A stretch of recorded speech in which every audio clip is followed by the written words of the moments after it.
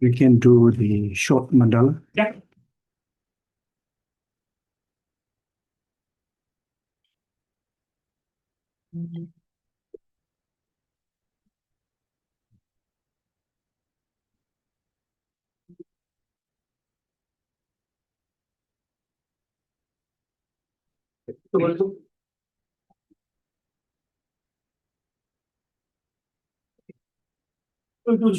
Yeah.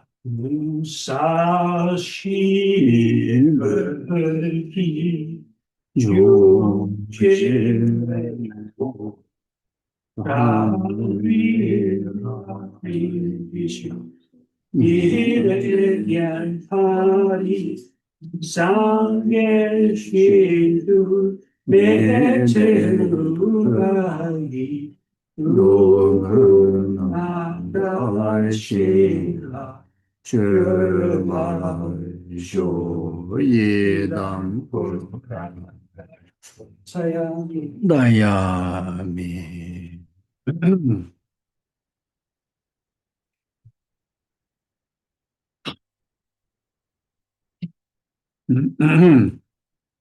Yeah.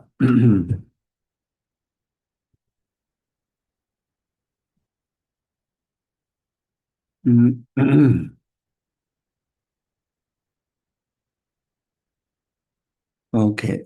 So feel the absolute present of three times Buddhas, Bodhisattvas, the gurus, since their their Dharmakaya nature is all pervasive, forever present in everywhere. So just reconnect from your side, being with the Buddhas, and Buddhas being as object of our refuge, our guide. Then on the basis of that, then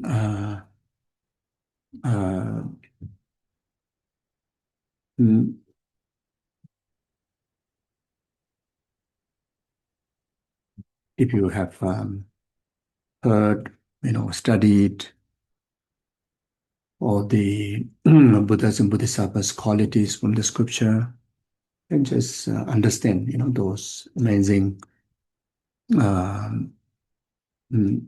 virtuous qualities, like such as immeasurable compassion, immeasurable unconditional love, always caring for the well-being of numberless sentient beings,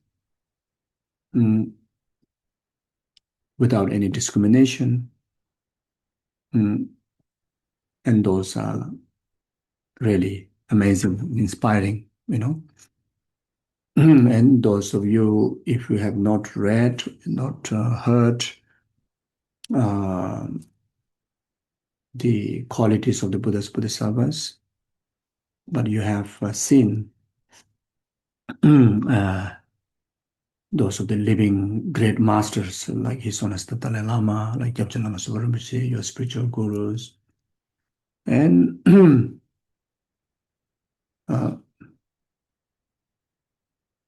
yeah, so their qualities, their life, sameness with the Buddhas and Bodhisattvas. And when we think of, how they live a life, is totality in the service of numberless sentient beings' well-being. It's so obvious that you see, like such as from His Holiness the Dalai Lama, like the Tibetan Buddhist followers believe, His Holiness as a compassionate Buddha Cheresik, emanated in the ordinary human guru form. But even though we don't have a direct access to the direct manifestations in the real time of Cheresik, due to limitations of our obscuration. But then we see that in his wholeness, especially those of you from Switzerland. I think his wholeness, I think, visited very frequently to Switzerland. And many of you have traveled to India and even have a private audience. And his work in around the world for the past almost 90 years is really inspiring. How much you know how much he impact to the world in positive way. Even conventionally, he was ranked the top leader, not as a political leader, but top leader that impacting the people to bring changes in positivities. Even the common people understood that. And he is somebody that who, really sees all sentient beings as dear as his own mother, as dear as um, his own life, or more than that. And as for human being, he's somebody that who use this term uh, that is expressions of how ye think, how ye believe that all humanities are one human family. You see everybody as a close family member. And these are really inspiring. It's amazing. Like that. Like Geshe Lama Rinpoche, from since little kid, up to his last day of, passing away until the last breath, he was actively in the service of sentient beings' well-being every single moment. So, so it's really, really, it's real.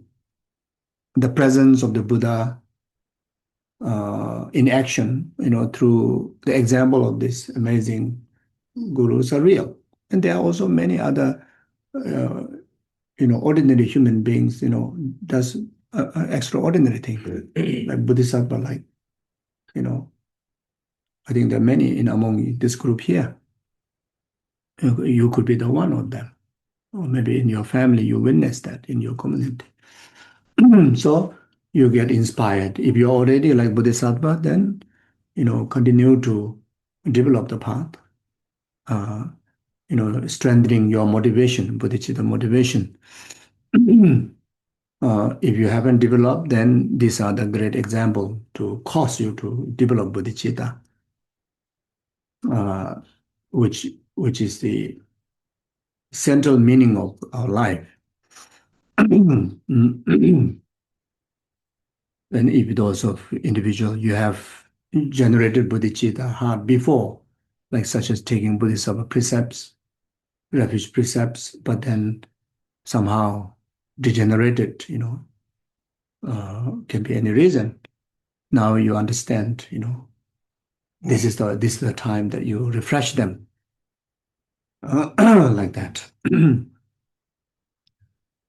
Simply, dedicating my life is just like these great beings, serving sentient beings well-being, all the way up to enlightenment. So I will do so like that.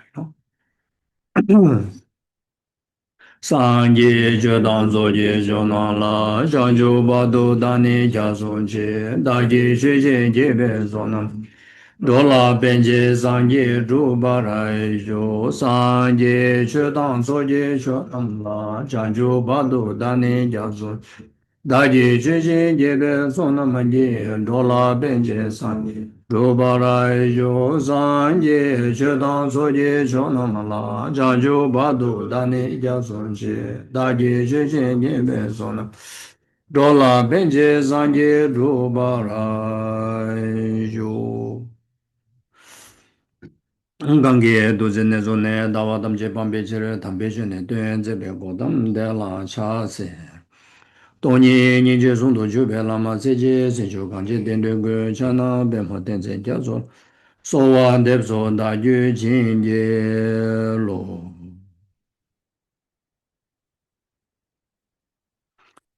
Okay, thank you. Good morning again. Hello, everyone online. Okay, so we have quite a lot to finish. So we will straight away go to the text and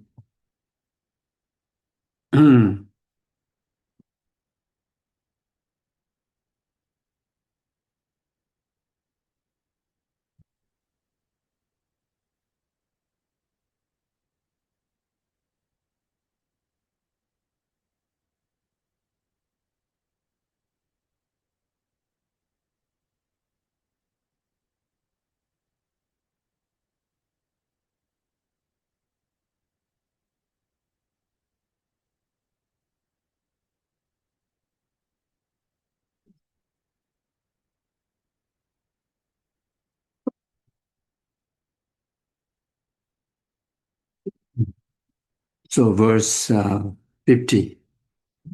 Hmm.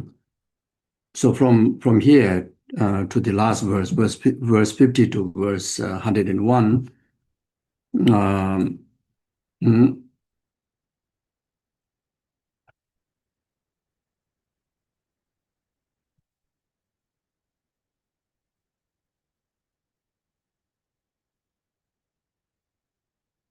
so very much emphasizing the um, fully awakening of the Dharmadhātu. uh, from the very first, recognizing it, then recognizing that we have the Dharmadhātu as our true nature, intrinsic, or not intrinsic, sorry, innate nature. Mm. Um, then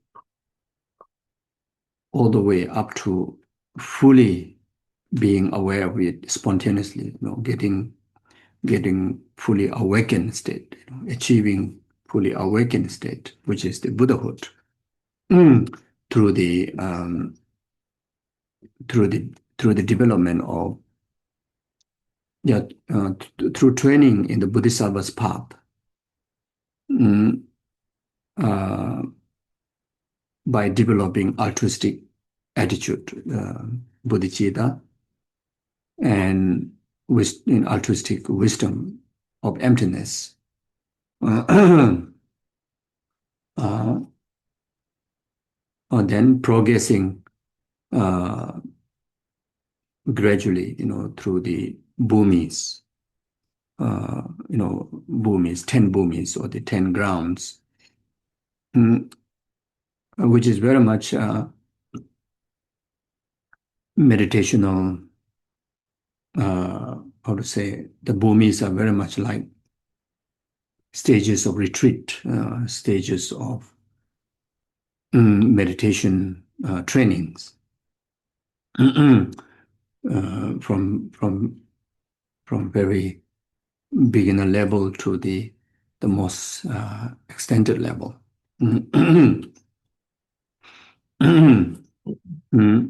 By um,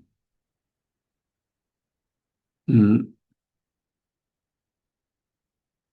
very much achieving uh, the collections of the two merits, the gradual collections of the two merits, the merits of the method, which is strengthening the bodhicitta to greater and greater force, and strengthening the merit of wisdom, the wisdom of emptiness, mm, uh, uh, from a greater and greater force, and bringing about eliminations of the obstacles or the obscurations, delusions. And briefly mentioned yesterday that there are two kind of practitioners.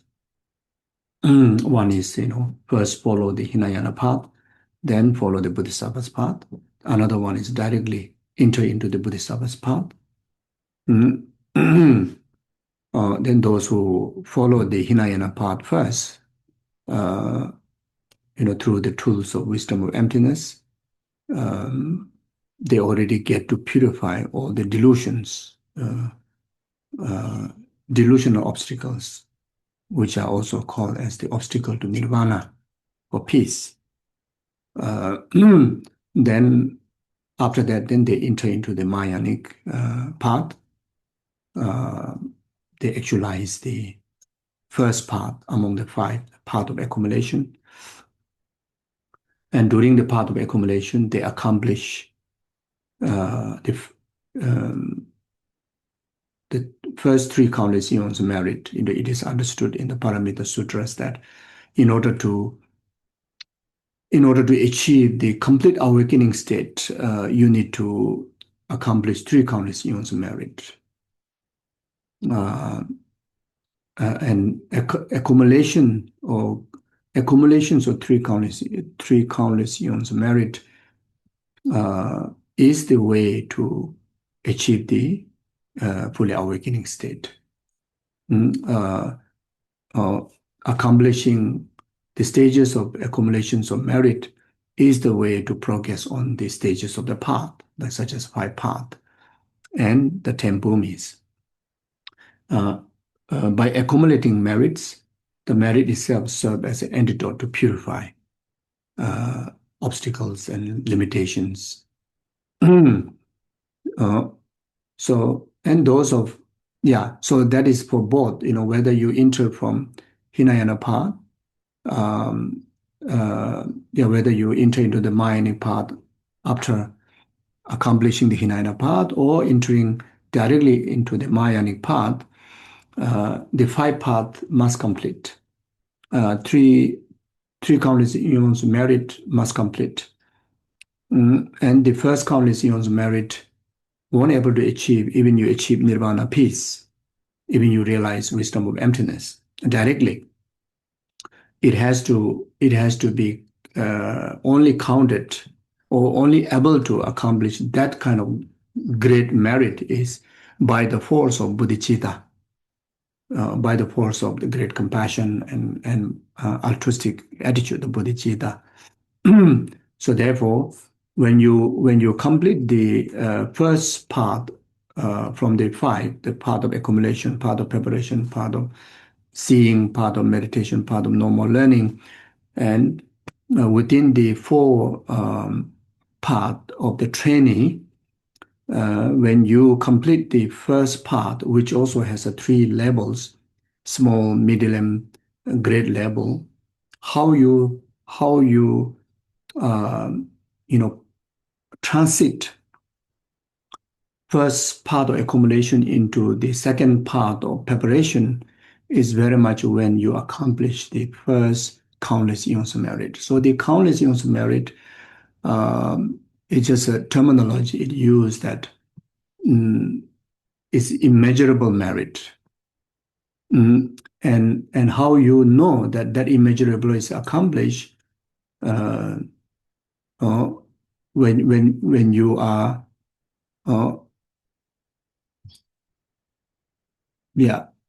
so there are certain signs, when you're able to directly emanate, manifest your own emanation, even though you are still training, but you're able to emanate your another kind of body to travel to the Buddha's realm, to receive direct teachings, direct teachings, get trained in order to, let's say, in order to be prepared to able to realize the wisdom. If the practitioner is directly enter from the Mahayanic path, then they have not realized the wisdom of emptiness, even conceptual level. But as far as concerned with those who enter from the Hinayana path, then they have already realized wisdom of emptiness directly, because they are already Arya beings. So they are Arya beings, but then when they enter into the Bodhisattva's path, they doesn't lose the characteristic of being Arya, because Bodhisattva's part of accumulation, part of preparations are ordinary Bodhisattva, not Arya Bodhisattva. Arya Bodhisattva is only counted from the third level, part of seeing, you see. So, so there's possibility of debate. How come it's already Arya, but then now it start from the beginning, They start the beginning of the Bodhisattva's path, but still Arya being in relation to the realization that they have. The Arya beings are very much defined when you realize wisdom of emptiness directly. It does not define by whether you have bodhicitta or not, So anyway, so there are many other signs. Then your wisdom become sharper, your concentration becomes sharper because of the merit. Then you start to adopt the second path, which is called the path of preparation. Why you label, the first one is labeled as a part of accumulation, means accomplish the first accumulation of merit. That's why I call it accumulation. Second one is a part of preparation, simply meaning there are 4 stages. Within those 4 stages, they try to at least realize wisdom of emptiness conceptually. And by realizing emptiness conceptually, help get prepared to directly able to realize wisdom of emptiness next. So that's why I call preparation. Preparing for realizing the wisdom of emptiness directly. So, so the moment they realize wisdom of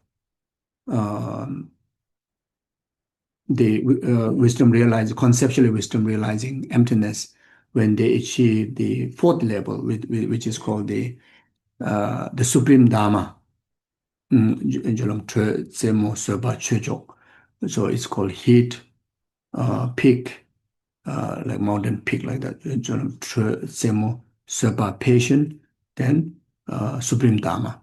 So when they reach the 4th point during the second part, the part of preparation, they realize conceptually the wisdom of emptiness. And they realize not in a post-meditation, they realize in the absorption state of meditation. And within that absorption state of meditation, without releasing, without coming out in the post-meditation, then the next moment is you reach the 3rd level of part of seeing. Same moment, you realize wisdom of emptiness directly. That's why I call part of seeing. Why I call seeing? You see emptiness through the non-conceptual wisdom, non-conceptual state of mind. The conceptual mind is still dualistic, so that's why it's not a direct realization, even though it's a realization. So then, so then from the first moment onward, then first moment of the path of seeing onward, then the 10 bhumis start. The 10 bhumis very much, again, mentioned briefly yesterday, and also, there are verses specifically dedicated for the bhumis, so that later when we just read through it, then when you recall what the summary I'm giving here, then it's easier for you to relate. So the 10 bhumis, during the training, the 10 bhumis are very much within the part of seeing, the third part, and part of meditation, the 4th part. But during the part of seeing, only the first, very much the first bhumi, very much start from there. Then the remaining, the bhumis are trained within the part of meditation. So the part of meditation is quite a lengthy journey. So during this period, as I mentioned yesterday, the meditators divide their 24 hours into 2 sessions. One is post-meditation session, and another one is meditation absorption absorption meditation session on emptiness. The post-meditation session is to accumulate method, as mentioned yesterday also, to engage in the 5 parameters from the 6 parameter. Then whenever they get into the meditative absorption, using the tools of the direct wisdom of emptiness and abide the absorption retreat. And that is the utilization of the number 6 parameter. And within this absorption state, there are two kind of progress happens. First, the moment you absorb into the direct wisdom of emptiness, you are directly open on to the negation. Those who enter directly from Mahayana path, now the negation start with what? Delusion.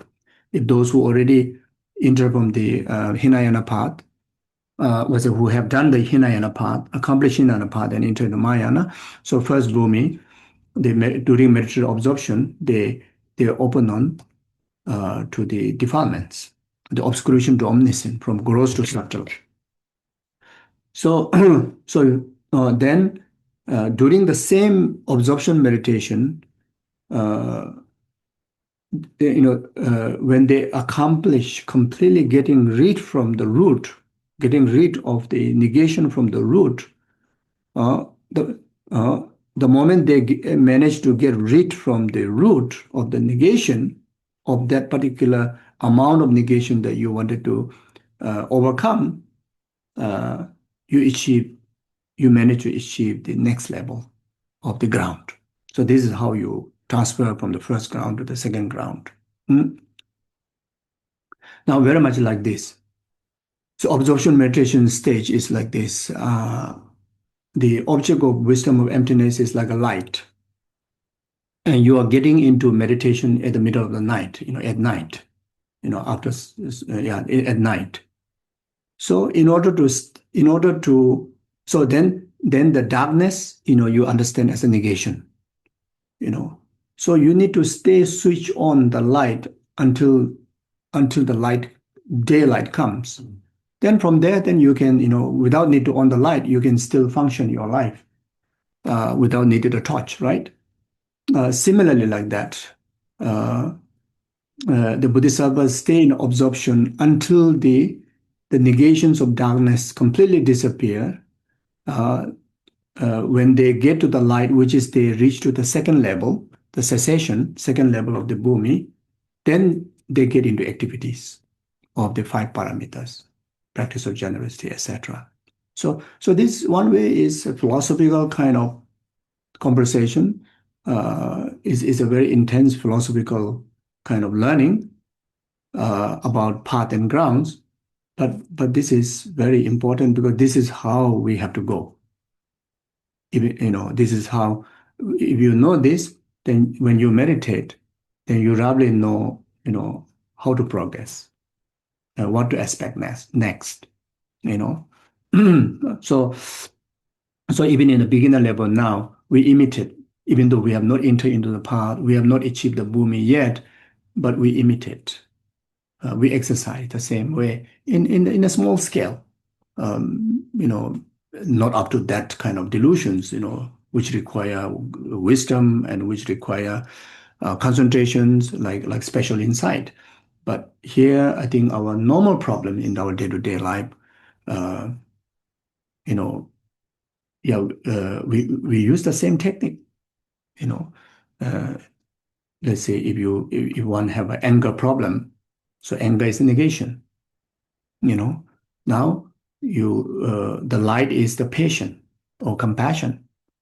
So the person's mindfulness introspection is the mindfulness or the mindfulness which, with the support of introspection, the first mindfulness and secondary mindfulness, or the second layers of mindfulness. Introspection is like second layers of mindfulness. Mindfulness over mindfulness is introspection. So you develop compassion. They say as an antidote to anger. Develop compassion. Hold that compassion by mindfulness, like how you on the switch of the light at the night. The moment your heart is fully occupied with compassion, anger is gone. But is anger purified yet? No. The anger purifies when its root is totally taken it out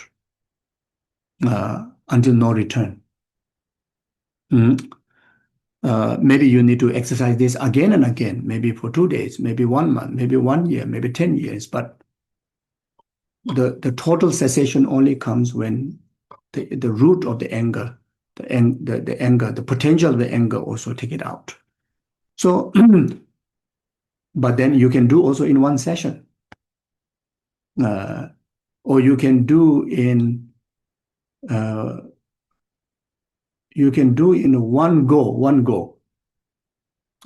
Again, with the help of the mindfulness over mindfulness, means having a very strong introspection. Very strong introspection.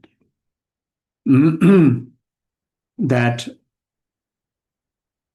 even when you are not fully mindful of the compassion, or your system is not fully occupied by compassion, and your mind is already busy in some other thing, but busy with the virtue, and busy away from anything that can trigger anger. Busy in a heart of love, or busy maybe heart of wisdom, or intense practice of generosity, or etc. Visualizations of the Buddhas, etc. So this is how the Buddhist servants on the Bhumi, first they get into intense absorption meditation, and they try to get the impact of the meditation to take on to their activities, their busy life, so that their busy life is influenced by their meditation, even though there's not in meditation, but they still manage to overcome the intrusion or the arising of the negation. Then when they get next time chance to do absorption meditation, means like the next again the night comes in your way, right? So before night come, you're already on the light now, you see. So first time is in the night, then you're on the light, then you see the light in the darkness.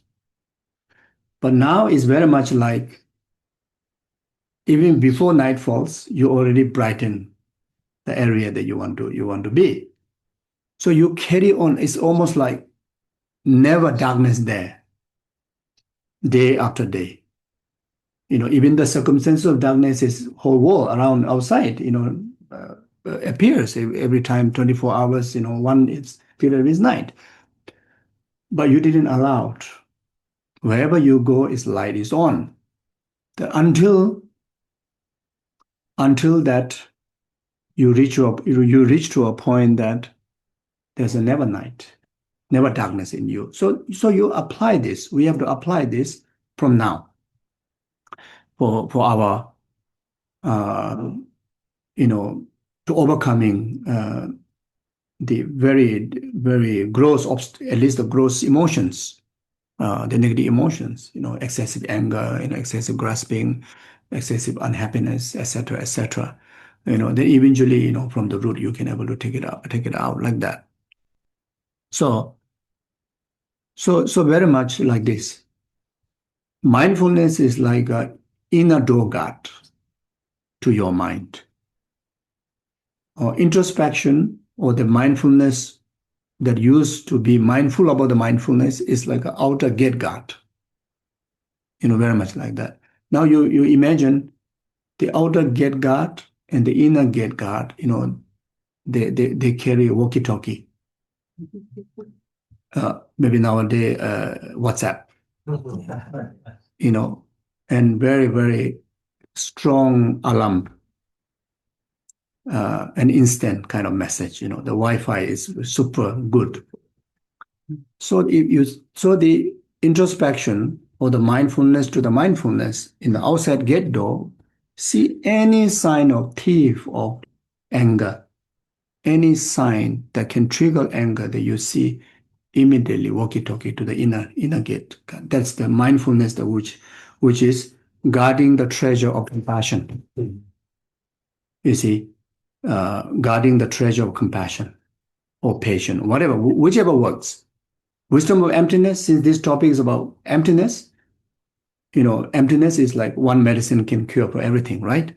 Bodhicitta also does many ways, but compassion is something that which is most familiar to all of us. So compassion does works in many ways. So let's say treasure is the compassion, and the mindfulness is guarding to make sure that, like you fully focus and you see it clearly, not even blinking your eyes, you see. So mindfulness is such a vigilant like that, you see. So each time the introspection alerts, mindfulness strengthens. Maybe mindfulness may be too tired, a little bit sleepy, or wake up. Or mindfulness maybe, since it's secure, maybe I should just take a look from the window, what's going on outside. Within that period, maybe the thieves may come in. So the introspection is like time to time, like keep sending message, ding, ding, ding, ding, ding, ding, then mindfulness like all the time like that, So exactly like this. We have to, if we want to meditate, if we want to get some impact, and this is the gym we need to use. This is the exercise we need to do, So you see, so not wait until that we enter into the path, don't know when going to happen, then only I'm going to exercise like that, So then it's almost like we'll never reach there, because in order to reach there, the very, very gross level of the obstacles need to purify, the delusions need to purify, So like that.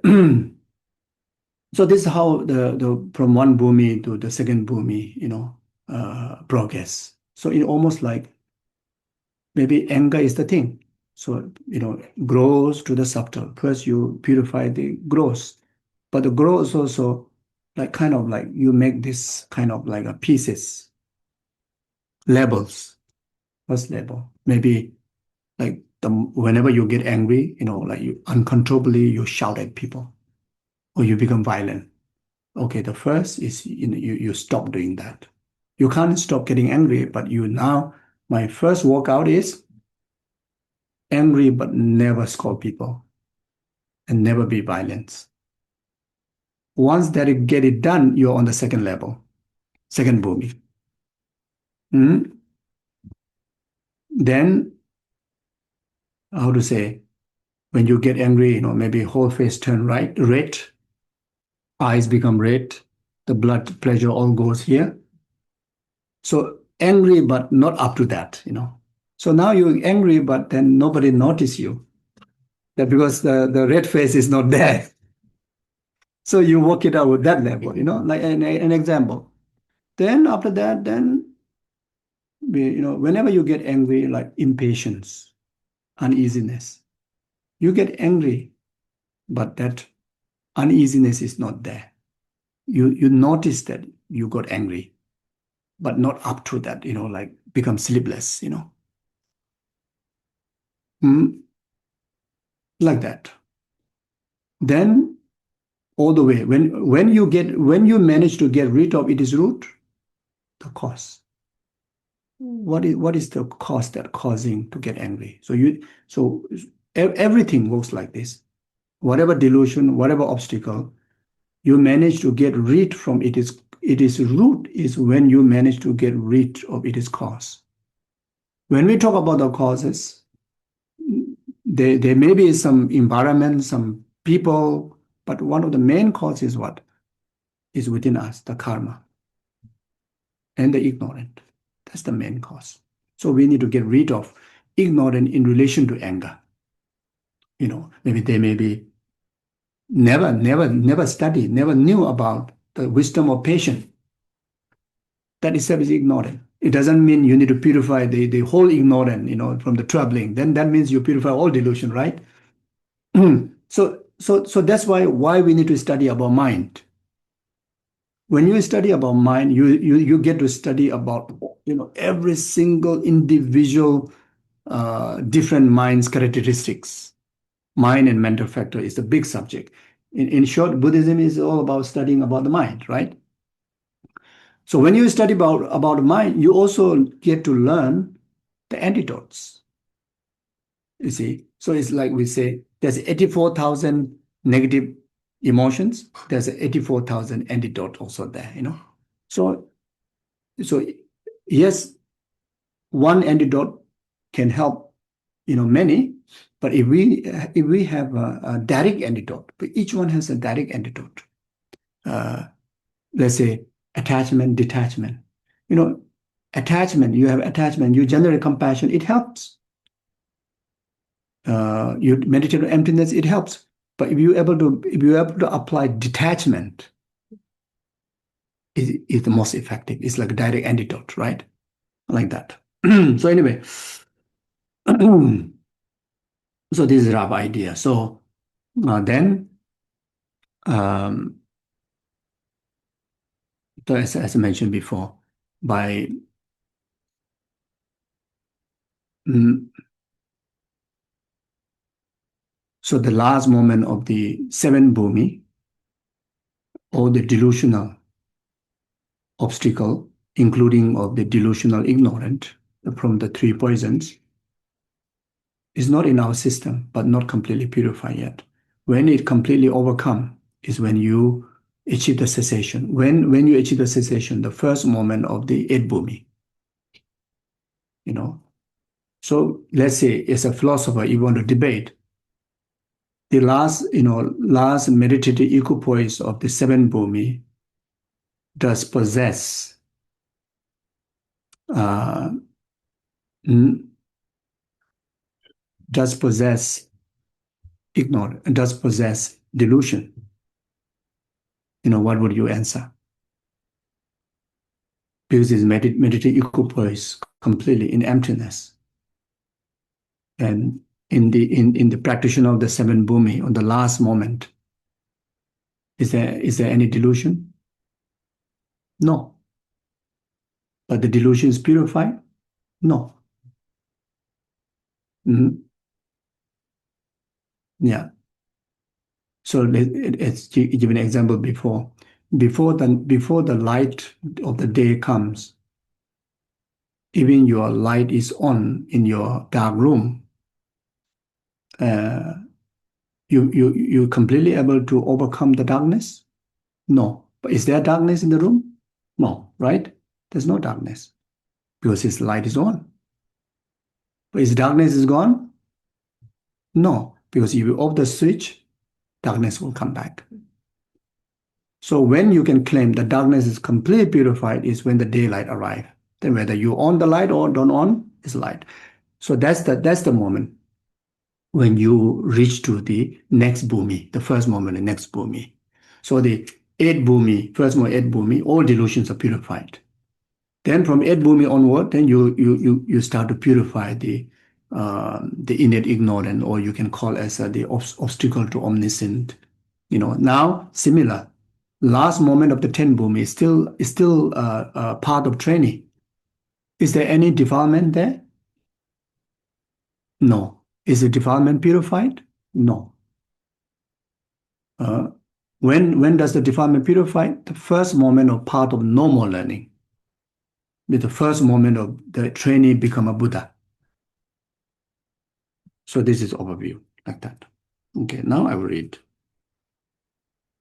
Okay, so verse 50 is dedicating like this. Very much the theme is like dueling in the lamp of prajna, or dueling in the lamp light of Dharmadhātu, or the wisdom of emptiness. By dueling in the lamp of the Dharmadhātu, what happens? It will turn, yourself will turn into supreme peace. So whenever you observe into meditation on emptiness, what do you get? Peace, totality of peace. So even our day-to-day life, try to. It's hard, but try to train ourselves to get into meditative absorption. Even it can be just one moment. Then, it's in the Lamrim, in the language of Lamrim, it's first you train to achieve that for 22 seconds. Oh, no, sorry, 22 minutes. So there must be a reason why use 22 minutes. After you manage to do 22 minutes, I think you become quite good. So then after that, didn't really jump the number. It's 22 to 30 minutes. Then train for 1 hour. Then train for 3 hours. So then that's very, very good. So then if you manage to do 3 hours, then that means that whenever you want to be happy, you can be happy. Like you manage to get quite good control over your mind, you see. But even just manage to do 1 minute, and that kind of inner peace is if you want to measure, it's a numberless time greater than any sensual pleasure that you have experienced in the world. So it's worth trying out. Just try to shut all the conceptual chattering mind or the monkey mind, and just like stay in that zone of complete empty of getting empty from the holding onto the grip or grasping, like almost like you take to the middle of the sky and where there's no gravity and just put you there and floating. Can you imagine? Even though you don't see anything else around, up or down to grip, but you're not falling down, and you'll be so happy. I mean, the first time will be quite scary, right? First experience will be scary. Now, this has point. When you are realizing emptiness, the first experience is actually not a bliss. It's a fear. Exactly, this example works. First time you throw without gravity, the only familiarity for us feel safe is when they have a grip. And even though the best part is there's no need to rely anything to hold on to, but it's new to you. That's why you get fear. And you cannot carry it away by that fear. So you need to recognize. And if we don't train now, when actually realizing emptiness, because the conceptual calculation is not there. When you really get into actual realization of emptiness, even conceptually also, but conceptual calculation is not there. The active mind is not there. Then what the natural experience is fear. And when you have fear, then you go back, you fall back to one of the extreme. Either you just feel like you completely lost, or either you feel like, okay, I need to get back to the grip of grasping. You see, so first moment is fear. Then once you recognize that is actually a losing of all the flaws, then what you experience next moment is that the real bliss, real bliss.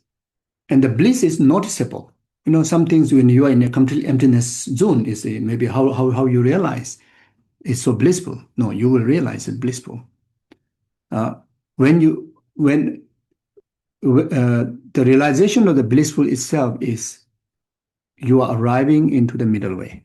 You're arriving into the actual emptiness, which is by overcoming the two extreme, nihilism and the nihilism.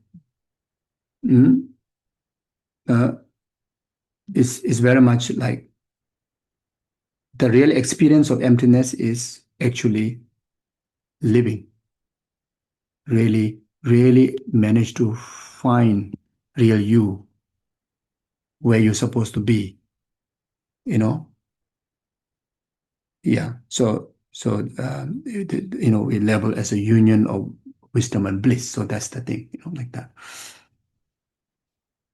So it says, by dwelling in the lamp of prajna, it turned into peace supreme.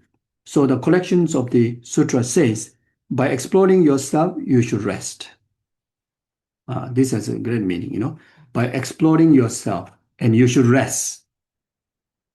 So this gives us the idea of the first, you must do analytical emptiness meditation, which is called as a illusional-like emptiness meditation, dream-like, mirage-like emptiness meditation,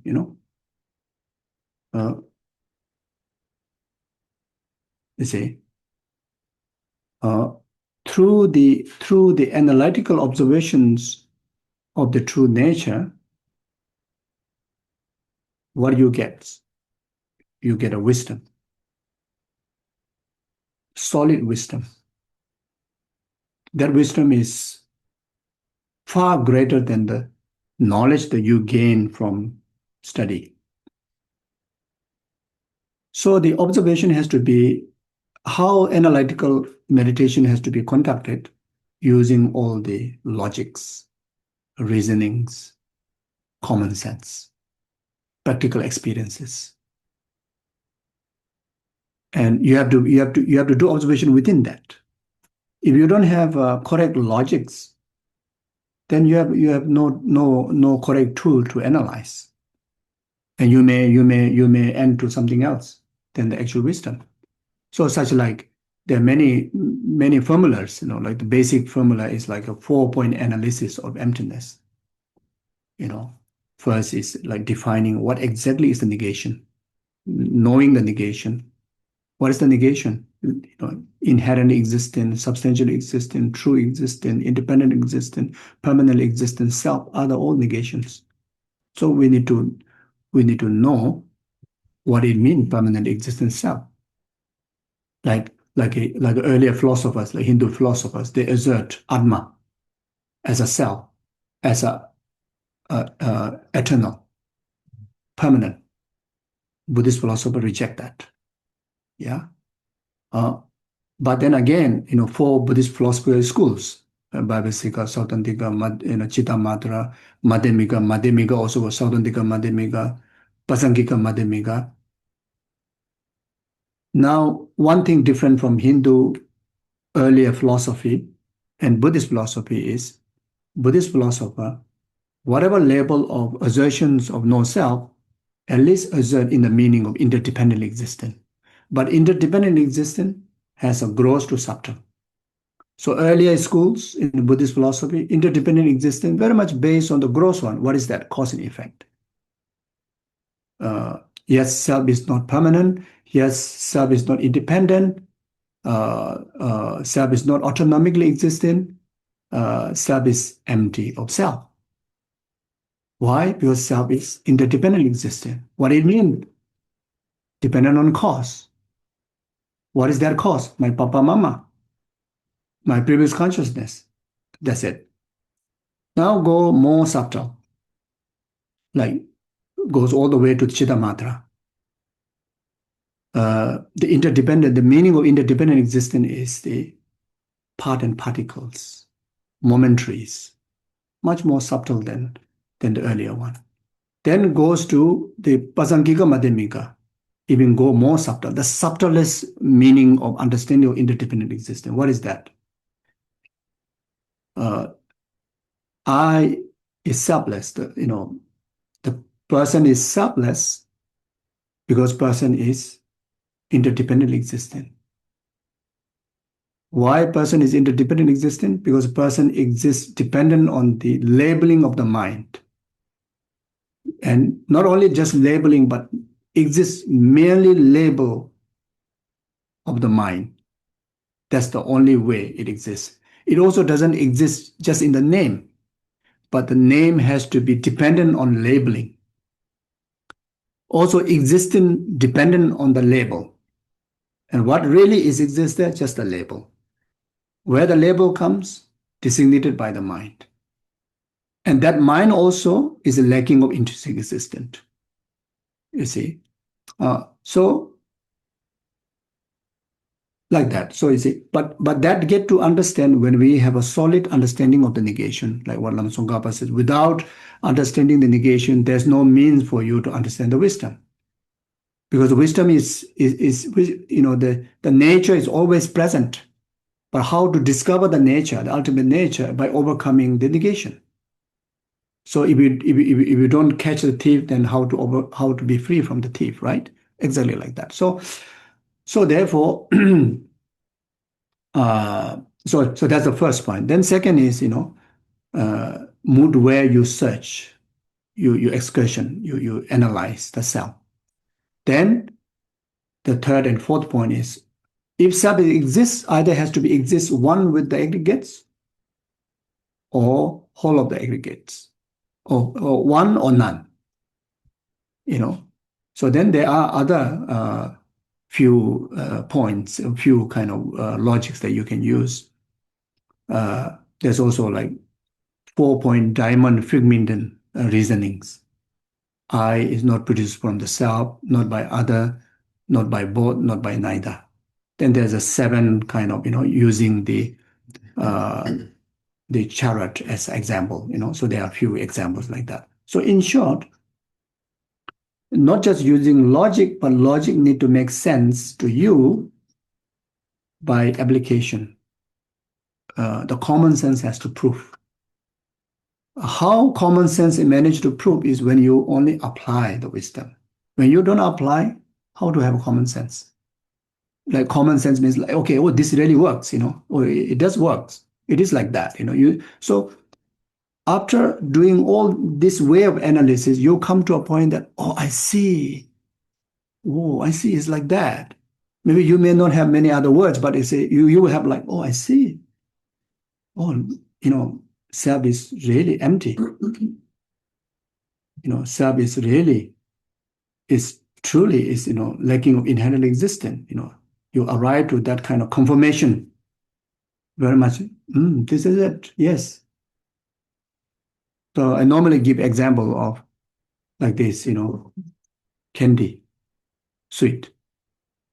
If you are chewing candy, and if I may ask, you say, what is the taste? You say sweet. I say, I also know candy is sweet. Tell me the taste, the sweet. Then you will only say, it's not sour, it is not bitter. You won't have any word, any language to describe that sweetness beside that.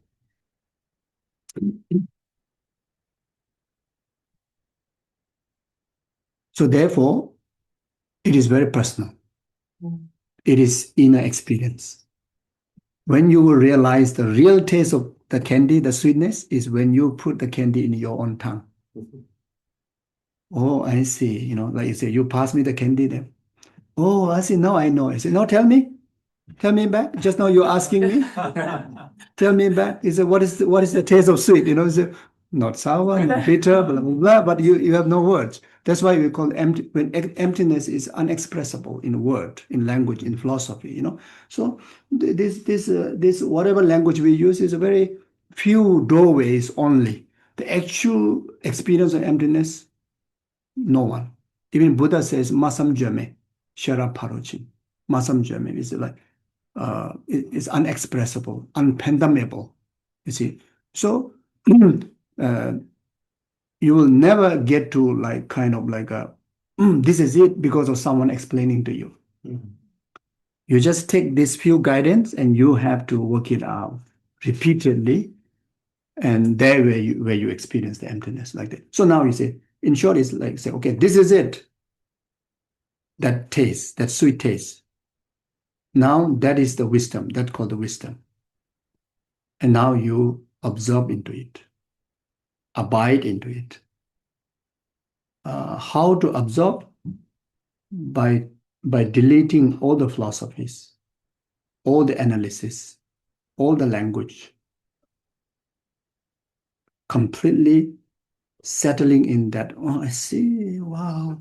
Just like, wow, so nice. Like that. Now, in order to fully get to absorb into that wisdom, that object of meditation, you need to have 3 qualities. So from very beginning, we need to have these 3 qualities. We need to know. So first quality is you yourself know exactly that object is, like that sweetness, Even you don't have language, but I know. Like maybe the candy is still in the mouth, Yeah, this is it. So very clear. Yeah, don't mix with coffee or anything else. Don't try to kind of like add some, if you like to, I saw some chocolate girls, they add a chili. sweetness and chili, etc. So maybe some people may like chili. So chocolate with chili may be wonderful, right? So here you cannot do that, how wonderful it may be, just that's it. So on top of that, you need a certain degree of concentration, one-pointed, just that. Third one is total settledness, physically, mentally, completely rest. So how you will know that you're completely rested, you start to feel body is light. And the physical body, that lightness affect the mind. The mind become in the sense of joyful. It's like kind of, again, it's not like you are knowing the joyfulness, but sometimes you really don't know. You're focused on something else, but it's like so wonderful like that, You don't need to focus, but yeah, you feel it, right? So that kind of mental and physical restness or joyfulness. So these three qualities that you need to have from very beginning when you train, when you meditate, like this.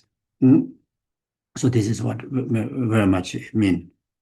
You see, by exploring yourself, you start with yourself, or you start with the form or any object, yeah? Then you should rest, means observe. Then verse 51, it says, the children blessed by tenfold powers, tenfold powers force, see them like the crescent of the moon, but those being with the affliction do not see tathāgata at all.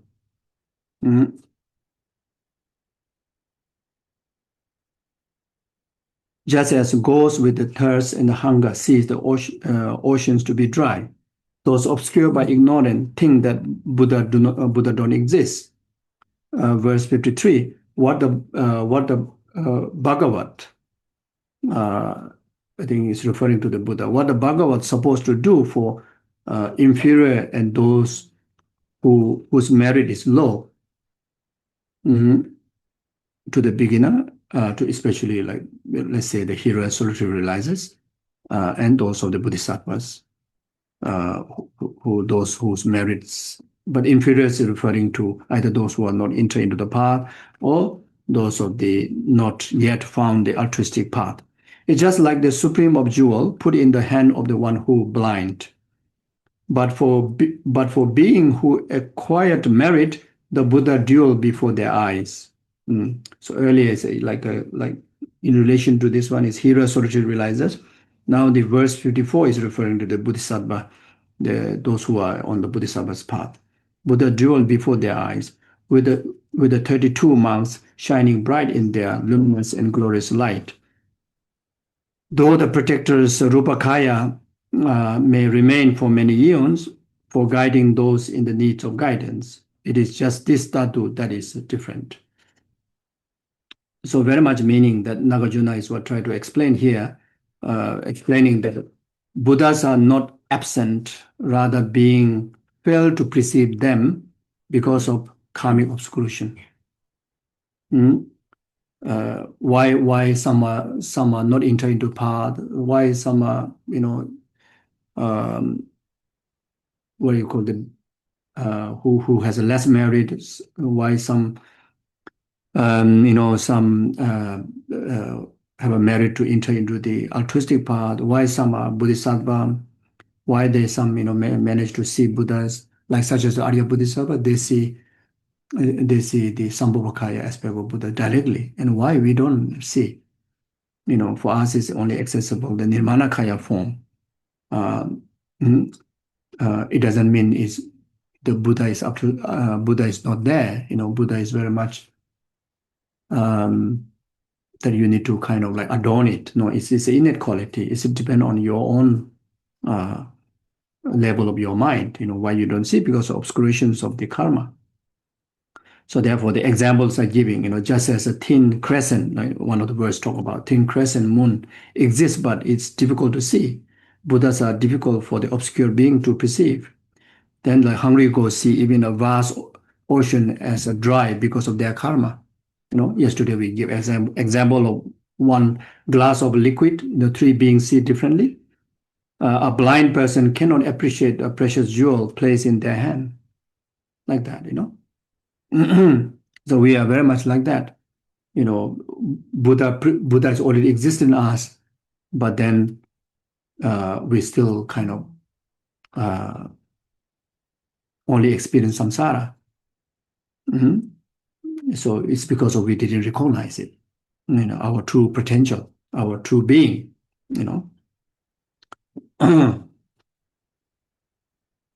So the problem is not with the Buddha, but with the perceiver. Problem is with us. So sometimes we say, I pray to Buddha, but why Buddha is not appearing to me? I pray to Buddha's blessing, but why blessing is not coming in my way? Buddha's blessings are ever present. Buddhas are, all pervasive, ever present. But because of our karma is not going away, our delusions are not our delusions are obscuring us because of that. You see, and it is because of you don't have 100% faith, 100% conviction, and that is because of the karma and delusion. You see, so when you don't have 100% faith, 100% conviction, the Buddha is present, then you cannot see Buddha. You say the blessing won't arrive if someone do not have faith. It's not because of Buddha be biased, only have faith and I grant the blessing. No, it's like Buddha is always like 24 hours, limitless times, pouring the nectar of the blessing, but we put the container upside down. Or even we, some are totally upside down. Some put the container but leaking. Some put the container but inside got poison. You see, so like that. Some they receive the teaching, yeah, but they misunderstood the teaching. They sometimes they even get harmed, not because of teaching can harm you, it's because you dilute with the delusions, then boost ego.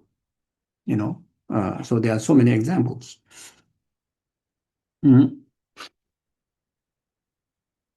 So those who have accumulated merit and wisdom perceive the Buddha directly. So it depends on that. The Buddha's physical manifestation appears according to beings' capacities, but the underlying Dharmadhātu remain unchanged. So this reflects the central Mahayana theme. Awakening depend only on the truth, being present, but on the removal of obscuration. The Buddha is always present, but when you can enjoy is when you're able to remove the obscuration, like that. Then verse 56 to 60.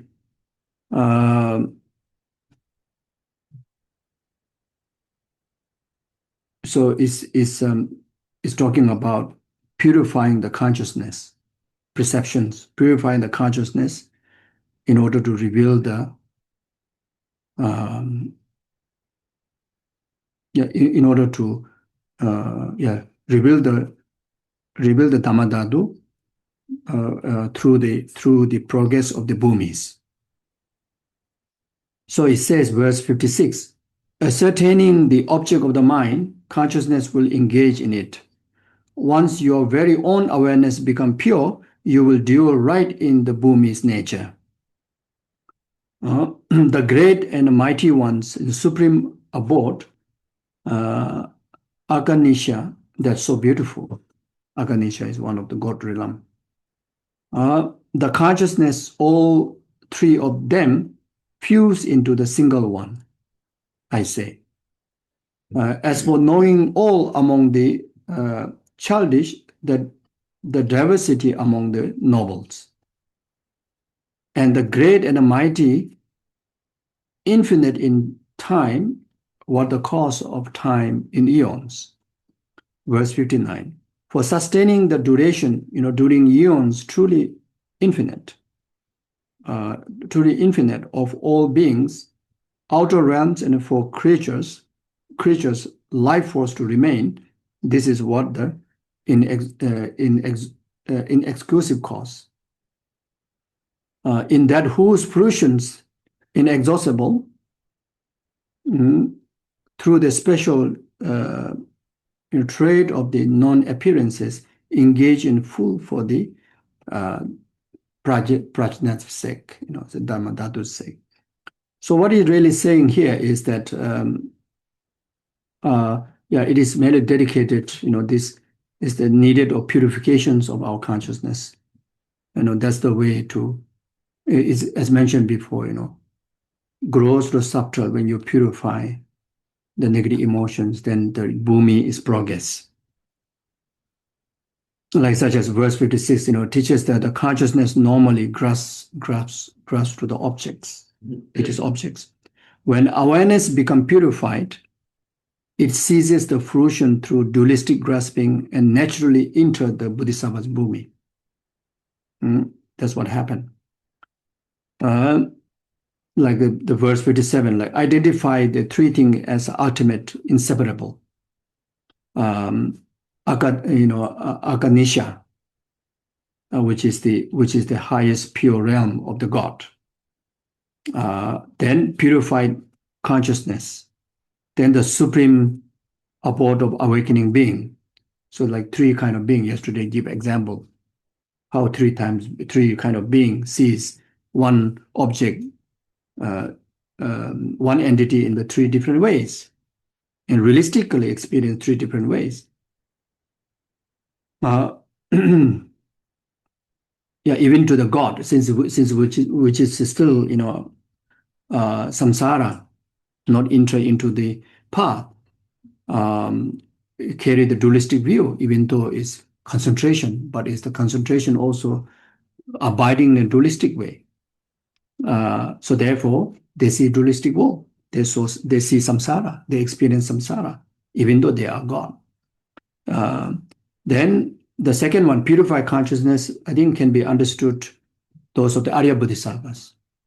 Even though they are not Buddha, but they still manage to see more than what we ordinarily see, what God can see, what the God like Akanisha can see.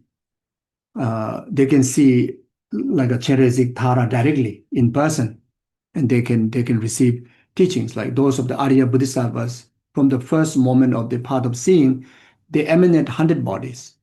They manage one emanator, they can become 100. And they go to 100 Buddhist realms. Like, some go to Tara, some go to Cheresic, some go to Maitreya, 35 Buddhas, and they receive all the different teachings and, practices, like in person, like how normally, like we come to center from everywhere. Those of Bodhisattvas travel everywhere to receive teachings, So now, but still they cannot see directly the Dharmakaya. We cannot see Sambhogakaya. Gods cannot see Sambhogakaya. Even the Arya Bodhisattva can see, but Arya Bodhisattva can see Sambhogakaya but cannot see Dharmakaya. Why? Because of their mind is not fully purified, right? So the supreme abode of the awakening being, who is that? Buddha. They see Dharmakaya. So in order to see Buddha, they need to be Buddha. So this talking about, this just try to give a reasoning that everything is dependent on your mind, and depend on the quality of your mind. So they are not separate realities, but different aspects of awakening. So even these three beings, like different, like compared to who never met Buddhism and someone who met Buddhism, who have familiarity of the Taras, Tara, at least with the picture, is quite awakening. So here just example of three, but all of us has a different examples, different levels. You see, and some of you, let's say you see Buddha. I think everybody see differently. Maybe some of you, the moment you close eye, Buddha is like directly talking to you. They see, you may be seeing directly, or some is like kind of maybe in the form of Guru, or some maybe Buddha seeing in the form of Tara, because Shakyamuni Buddha is in Nirmanakaya form, but you carry the level of the Arya Bodhisattvas not only see Buddha, but you also see it is Sambhogakaya bodies.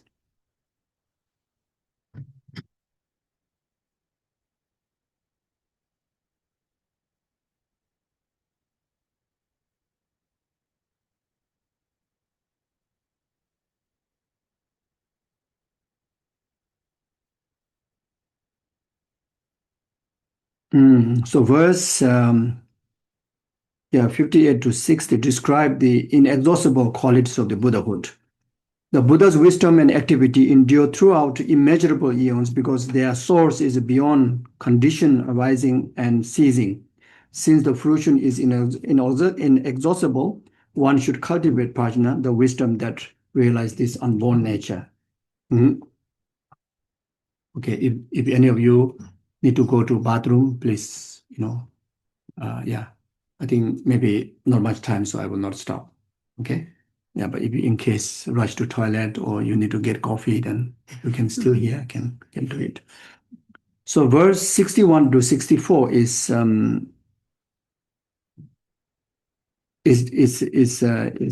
teaching us Buddha or the enlightenment is nothing that something far from you, but also not near. Not near or far. So it says, verse 61, it says, don't think enlightenment is far away. And don't perceive it as close by. With the sixfold object not appearing, it is awareness of reality just as it is. Verse 62, just as from the mix of the milk and the water that is present in the vessel, geese just sip the milk but not the water, which remain just as it is. Then 62, just so, being covered by affliction, wisdom dwell within this body, one with them, but yogis just extract the wisdom and leave the ignorant behind. Verse 64, as long as we still cling to self and mind, we will conceive of outer things through this. But once we see the double leg of self, dualistic of self, the seed of our existence find their end. Okay, so what it really means is that don't think enlightenment is far away, and don't conceive it is close by. If enlightenment is, let's say, give a logic, if enlightenment were far away, it would be unattainable. If it were already possessed as an object, so here close is talking about if something is object to be having with you, then practice would be unnecessary. So if it's object, then then something as a quality of your continuum or qualities of your being, then will be unnecessary. Reality is recognized when the six objects of the senses no longer appear as independently existing entity. So where do we start? Overcoming this kind of like, Buddha is somewhere far, need to achieve, like somewhere, you need to go travel physically, or something like kind of physical that which is with you or near you to be achieved. What you need to do is the six object of senses, the object of eye senses, object of mental consciousness. First, you need to see the emptiness. First, you need to see the emptiness of the objects of these six senses. So now you relate to Heart Sutra, as I mentioned roughly yesterday. Heart Sutra, they didn't say eye is empty. It started with the form is empty. So there's a big reason. Form is empty.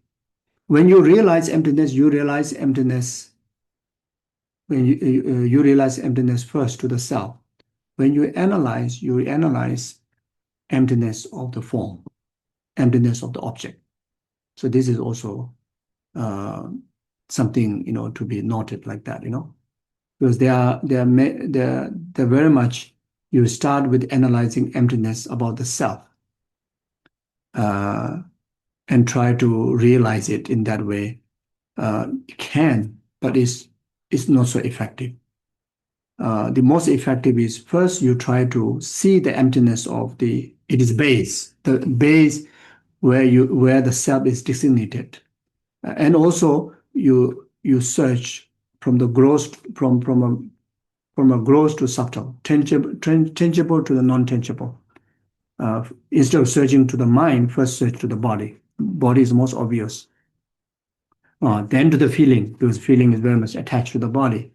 Then compositional factor. Then only go to the mental factor, like that. And you can even first search outside. Even before search to the body, you can also do like that. That's why some of the yogics, some of the retreaters, some even in the monasteries say you go and search yourself, and they just release you in the jungle, release you in the bush. Then you go and search, am I on the flower? Am I on the rock? Am I on the water? After you go until you get so tired, exhausted, say, I couldn't find myself anywhere else outside. Okay, now sit down, search through the body from crown to toe. And then search to the feeling, then go, then until then search in the mind, and that helps you to, then we say, okay, whether I exist or not, then we say right there, I do not exist, because there's nowhere to exist, right? Not like that. So, so this is also regarded important. Yeah. So verse 62, it says, just as the from the mix of the milk and the water, and that is present in the vessel, geese just sip the milk, but not the water, which remain just as it is. Just so, being covered by affliction, wisdom dwell within this body, one with them, but yoginis just extracted the wisdom and leave the ignorance behind. I don't know.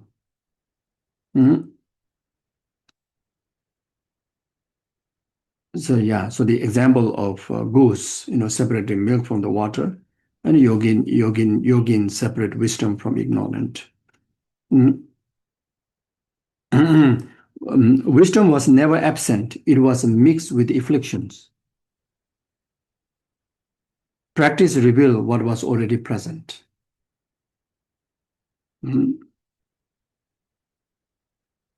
So only through study we will know that, only through study of the mind. Otherwise, difficult.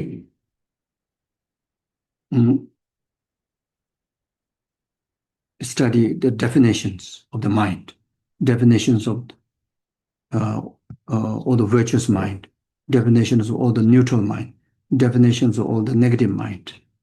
Like an example, what is the definition of compassion? Is a virtuous mind. What is the definition of compassion? Until you know the definition, you won't know precisely what that mind really is. Is compassion and love same? If I may ask? No.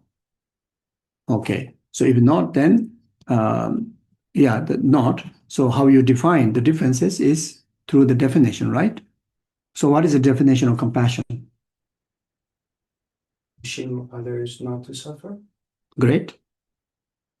Wish other not to wish not just other you're wishing any sentient being, not to suffer. That could be yourself, that could be others, wishing any sentient being not to suffer, and causing to elevate from the suffering. Right. So what is the definition of love? Because that is nothing less than love. Wishing sentient beings to be happy and having the causes of happiness. Exactly. So this is the definition. So even though meaning is, the arrival is the same, the meaning deliver the same meaning, but there's a different, there's a different in it is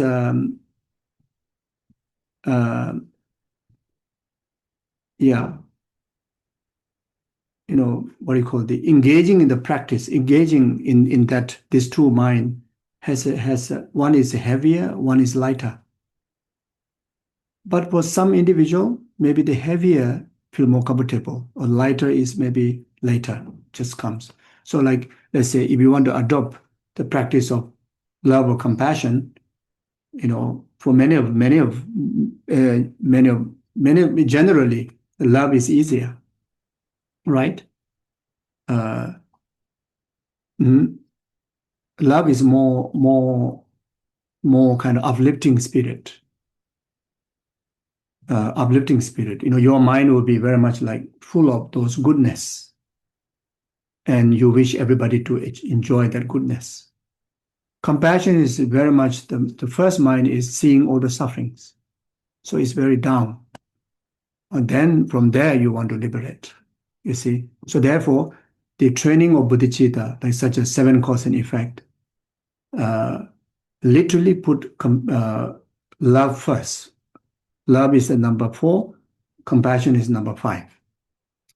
But this is not fixed. For some, you need kind of like, suffering is the one that actually inspire you. So then you train in compassion first, love after. For some, you need some kind of inspiration from lightness. So then train in the love, first, then compassion develop later. Like that. Mm. So self-cherishing and self-grasping ignorant. What is the definition? These two, self-grasping ignorant and self-cherishing heart.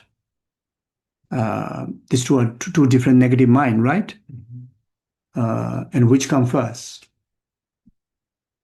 Which is the cause for the other? So self-grasping, self-grasping ignorant is the cause of self-cherishing. So what is the definition of self-cherishing? What is the definition of self-cherishing? Finding myself more important than others.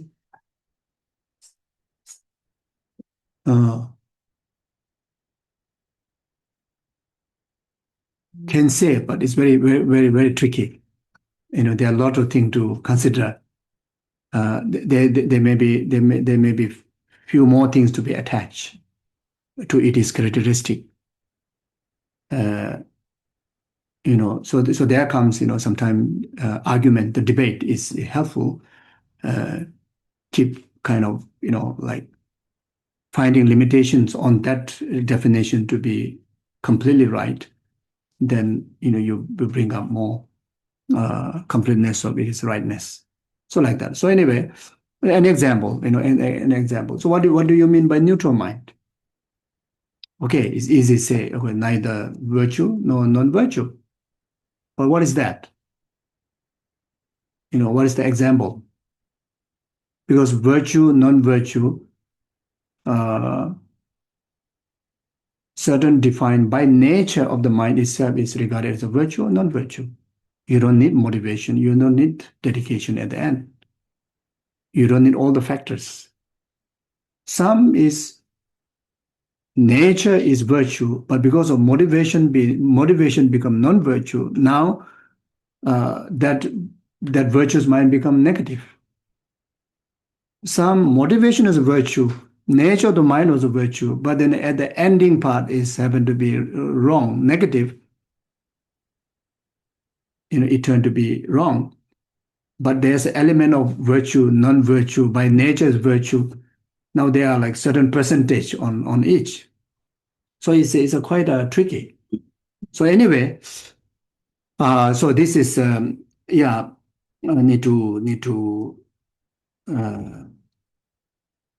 need to study the mind.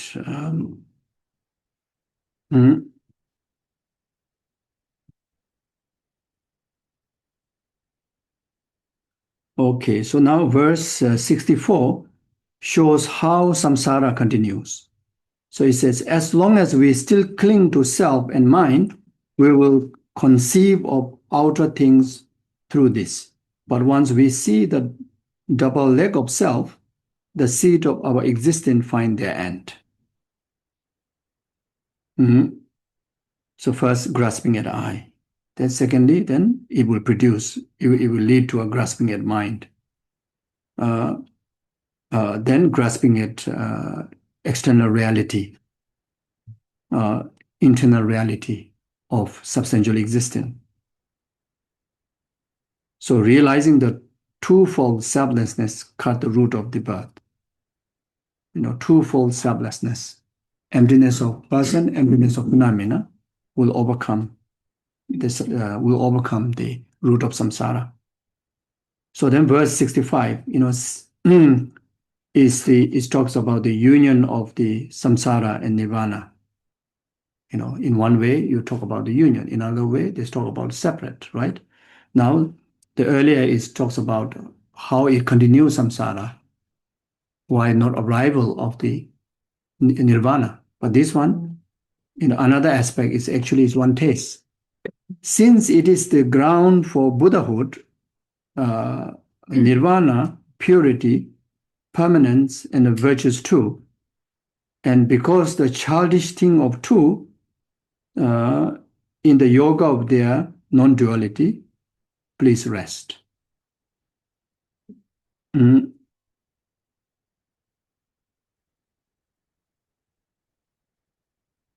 So it's very much, again, recognizing the Dharmadhātu, recognizing the Buddha nature within, as a basis of Buddhahood, as a basis of nirvana, and understand it's a purity, and it is not a temporal, it's a permanent, and not only it's a permanent purity, but also it's a virtue by nature, and why unable to become Buddha? It's simply because of, to that individual, sees our being in dualistically, dualistically, even between samsara and nirvana, in a dualistic way, like samsara and nirvana, samsara against nirvana, or samsara versus nirvana, purity versus impurity, then sentient beings versus Buddha. You see, so therefore, the highest form of the antidote to purify impurity of this dualistic is a tantra, the high Sukhi tantra. Even though wisdom of emptiness is the key thing, but using the tools of the high Sukhi tantra, then from the day one, in this, on ordinary level, you're able to enjoy resultant Buddha, through this becoming a deity, through the practice of generation completion stage, it's very much like kind of corner you all to the last extent. How filthy you are also, like everything see pure. That's why even the name of the tantra, the meaning of tantra means the protections of the mind, the protections of impurity. Mantra means protections of the mind. Protection from what? Protection from dualistic. Protection from dualism. So by training in the divine pride, and when you are well habituated in that divine pride, and it becomes natural to you, and that's the day that you achieve resultant deity, resultant Buddha, or you become fully awakening. You get fully awakened. Even in this contaminated aggregates, while within this conceptual contaminated mind, you can gain fully awakening state. So that's amazing. Even within this contaminated body, samsaric body, you can get enlightened. You see, there's a lot of proof, right? Rainbow body, these great yogics through the tools of Tantra, because of intense, strict retreat, day after day, month after month, year after year, living in that divine space. That until that, their body, someday while living, they manifest into rainbow body. They're literally losing this, losing this corp. If not able to do that while they are living, when they're passing away, when the moment the natural clear light fully awaken, the body naturally shrinks, until they get lost. The contaminated aggregate just disappeared, and just the rainbow energy. Like Milarepa, himself, while he was alive, with his disciple Rechungpa. So Rechungpa traveled to India, and he learned many teachings and techniques. So Milarepa didn't manage to travel. So when he came back, Rechungpa carried a lot of ego. It's kind of competitiveness. I think he's my guru, but I think I know more. I learned so many CDs, so many transmissions, because India, all the great masters were in India. So Milarepa realized that. Then Milarepa find one yak horn. So yak horn is very small, right? Biggest is this much. So then Milarepa went inside the yak horn, right at the tip. Then he says that, the disciple is, can able to really pair to the teacher. Come in, get inside. So of course, it's such a tiny hole. How to get in? Rajugaya was such a hard time. So Milarepa, hey, come in. I think it must be, oh, come in. Then he just lost his, ego. He smashed the ego. So what I mean here is that Milarepa transformed the living human body into a rainbow body, illusory body. Then of course when he passed away, then his body, even though the remains are cremated in that way, but everything turned into rainbow. But most of the masters, even today's time, there are a lot of signs. There's one in the nunnery in Himalaya, the Rachen nunnery. It's around 2000, maybe 4, 5, 6, maybe. There's one nun. She got very tall body. So since little, she was doing retreat. So I think she passed away at very old age. So yeah, she's a practitioner of Dharma Sutra, emptiness. And she have nothing, just Dharma Sutra. And it seems like she's living on the Chulin practice, because they have nothing in the house. And she hardly come out, and nobody deliver food. And during her many years, people find she's a bit rebellious, because she's not attending the regular puja with the rest of the nuns, and not coming to the regular activities. So, but she amazed everybody and inspire everybody when she passed away. So when she passed, so anyway, so she said like this. I don't know anything. I'm even very shy to access us to her room, but we wanted to fix the room, to receive what she needs. But then she didn't allow. But then eventually she did allow, and nothing.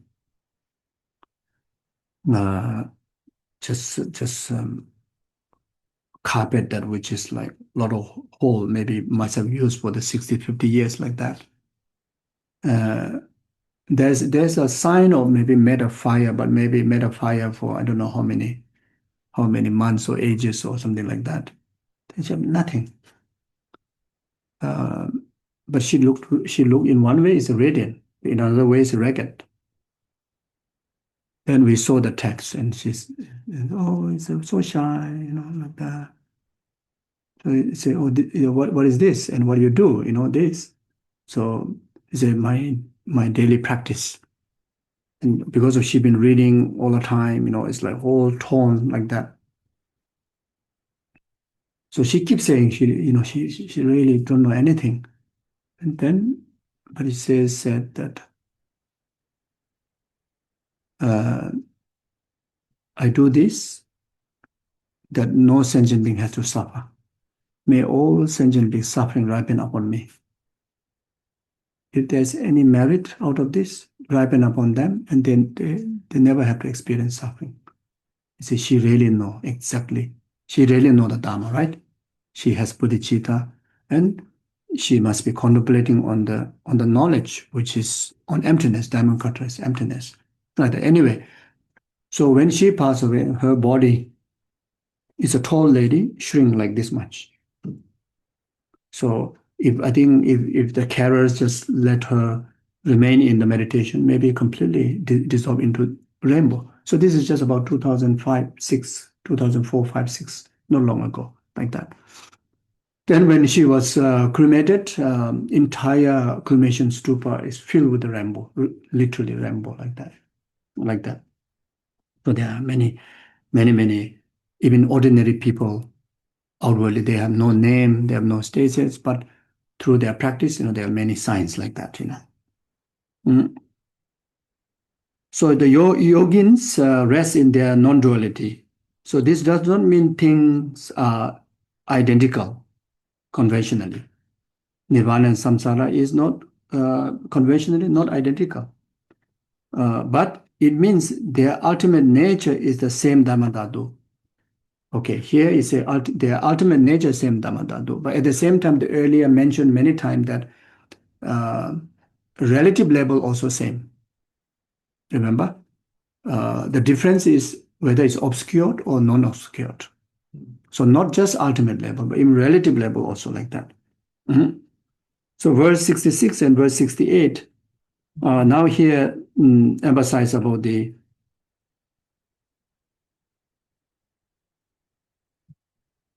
10 perfections or 10 paramitas, which are the cause of the Dharmadhātu. But the 10 paramitas are the tools, on top of 6 paramitas, then 3 add. Tap, top, melam. Was it 6, 7, 8, 9, 10? So 4, add 4. Method, skillful means power, prayer, expression of prayers, and knowledge. So you add that, then 10 paramitas. So 10 paramitas are the cause and condition to Dharmadhātu to express, blossom the Dharmadhātu like that. So verse 66, it says, generosity is multiple hardships, ethic gathering beings good, and patient benefiting beings. Through these 3, the dhatus blossom. So the generosity, generosity of material benefits, generosity of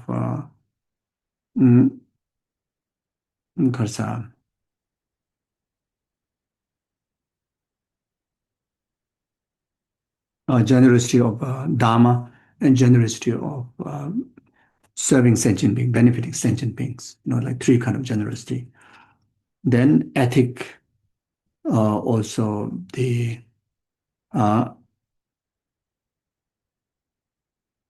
so the ethics, you can also understand the 3 kind of ethics to really to bring the maximum benefit to sentient beings, individual liberation, ethic basis on the individual liberation vows, starting from refuge, lay vows, etc. Then Buddhist vows and tantric vows. Or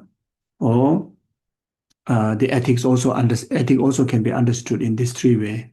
Ethic of abstaining harming to sentient beings. Ethic abstaining from harming sentient beings. Then ethic of gathering virtues and ethic in the service of sentient being. So patience also got three. Patience enduring hardship, being in the service of sentient being.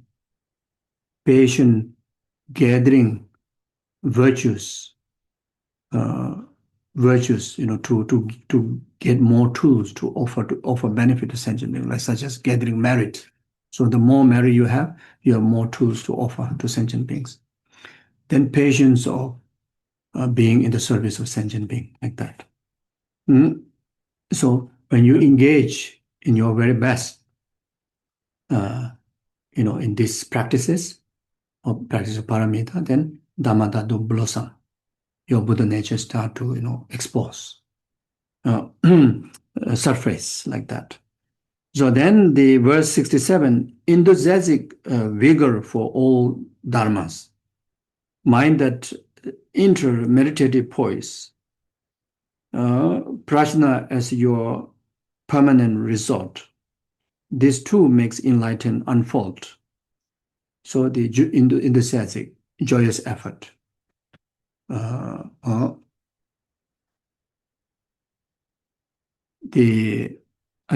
Joyous effort, similar, like that. Joyous effort in purifications of limitation, joyous effort in accumulations of merit, practice of Dharma, etc., joyous effort in serving the sentient beings. Then concentration,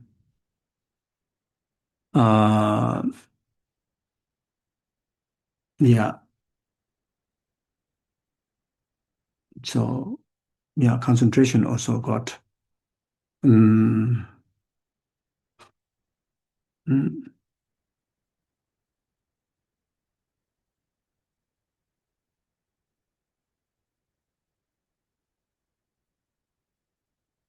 so I can't remember this now. So let's see whether I remember later or not. So concentration also can define in three kind of concentration. No question about shamatha, and concentration on serving the sentient beings. Be mind, always reminded to be in the service of sentient being. And there's another one. Then wisdom. Wisdom also got three. Wisdom in relation to an emptiness of self, emptiness of phenomena, and the emptiness of the union, in understanding of the union in ultimate nature in relation to samsara and nirvana. Or in another way is like emptiness of person, emptiness of phenomena, then emptiness of the wisdom, realizing emptiness. Because that's the last, that's the movement, that's the final, like that. So this makes enlightenment unfold, Then prajna, that is joined with the means and the wisdom of emptiness, combined with the bodhicitta, means is a method. In other words, number 6 paramita joined with the rest of the paramita. Here, especially talking about 10 paramitas. So, one wisdom, the rest are all means, like such as aspirational prayers, very pure, pure aspirational prayers, like bodhicitta prayers. A firm stand in the power, the most courageous kind of heart, very much like Laksam, like this center's name is Laksam, the most courageous heart, the power of the mind is like on top of having a compassion, but the compassion getting into a full maturity to develop bodhicitta is taksam. Is by myself. What is that heart? Is without waiting someone's assistance, by myself alone, by myself alone will abide entire sentient beings free from the oceans of samsaric suffering and its causes, and abide in temporary happiness after the ultimate happiness, enlightenment. Just completely, taking by yourself. So then, the bodhicitta will be developed. By developing bodhicitta, then enlightenment, the Dharmadhātu will be fully awakened in that way. Then wisdom too, knowledge. Here the wisdom is talking about the knowledge. Earlier wisdom is talking about the emptiness from the sixth paramita. Here the wisdom is talking about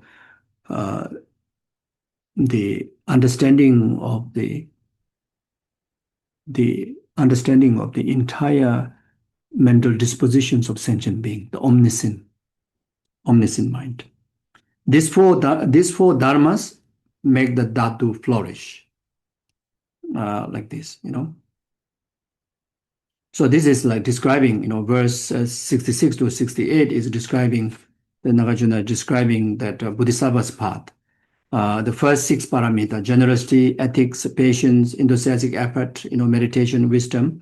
Then followed by the skillful means, aspirational prayer, the power, the knowledge.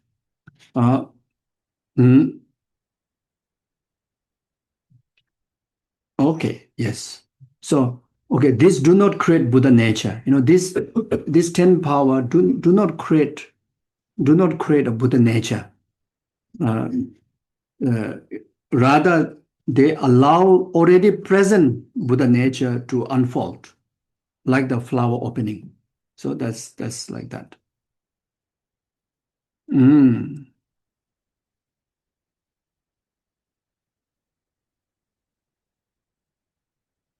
So verse 69 to 73 is bodhicitta is a seed of Buddhahood. So here not only we're talking about the ultimate Dharmadhātu, but also relative Dharmadhātu.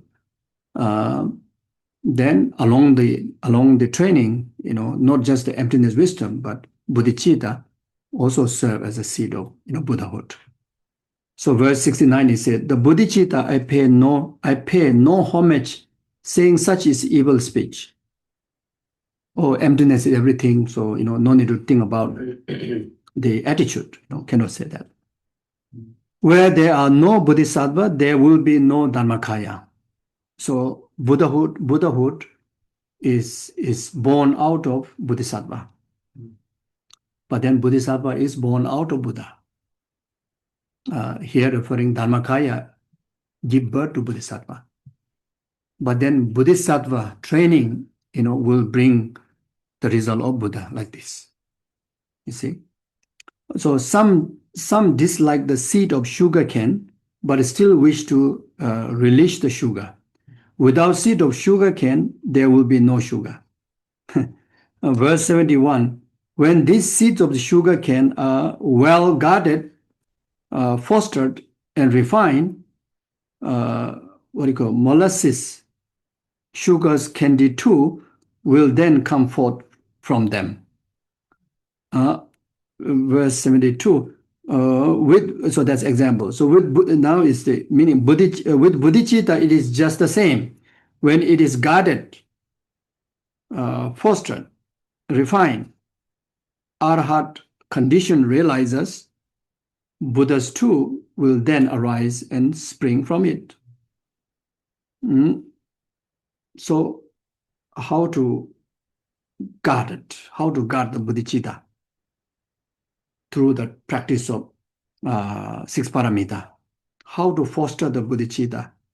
Through the practice of, you can call 10 paramita or 6 paramita. The usually is talk about 6 paramita. How to refine the bodhicitta? Through, cultivation training on the 6 paramita. Then the arahats,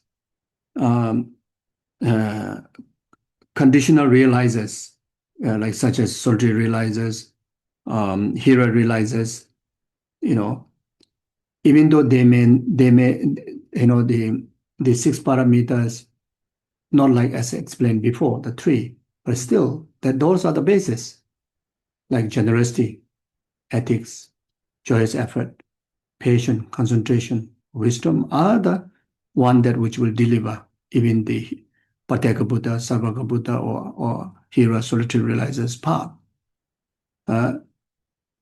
Even the what you call the generosity, generosity of Dharma, generosity of material gift, even though there's no specifically, just like the Bodhisattva's path, the generosity of being in the service of numberless sentient being, that is not there. The third one is not there, but all the earlier 2 is present, and that is the main cause.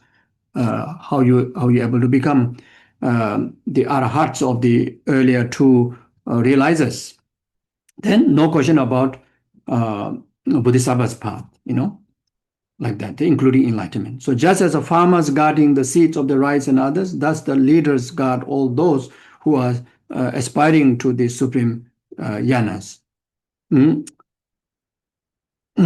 So, so in short, it's saying that Bodhisattva, without Bodhisattva, there can be no Dharmakaya.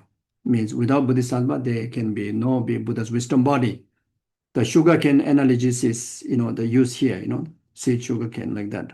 Likewise, bodhicitta, Bodhisattva's path, Buddhahood.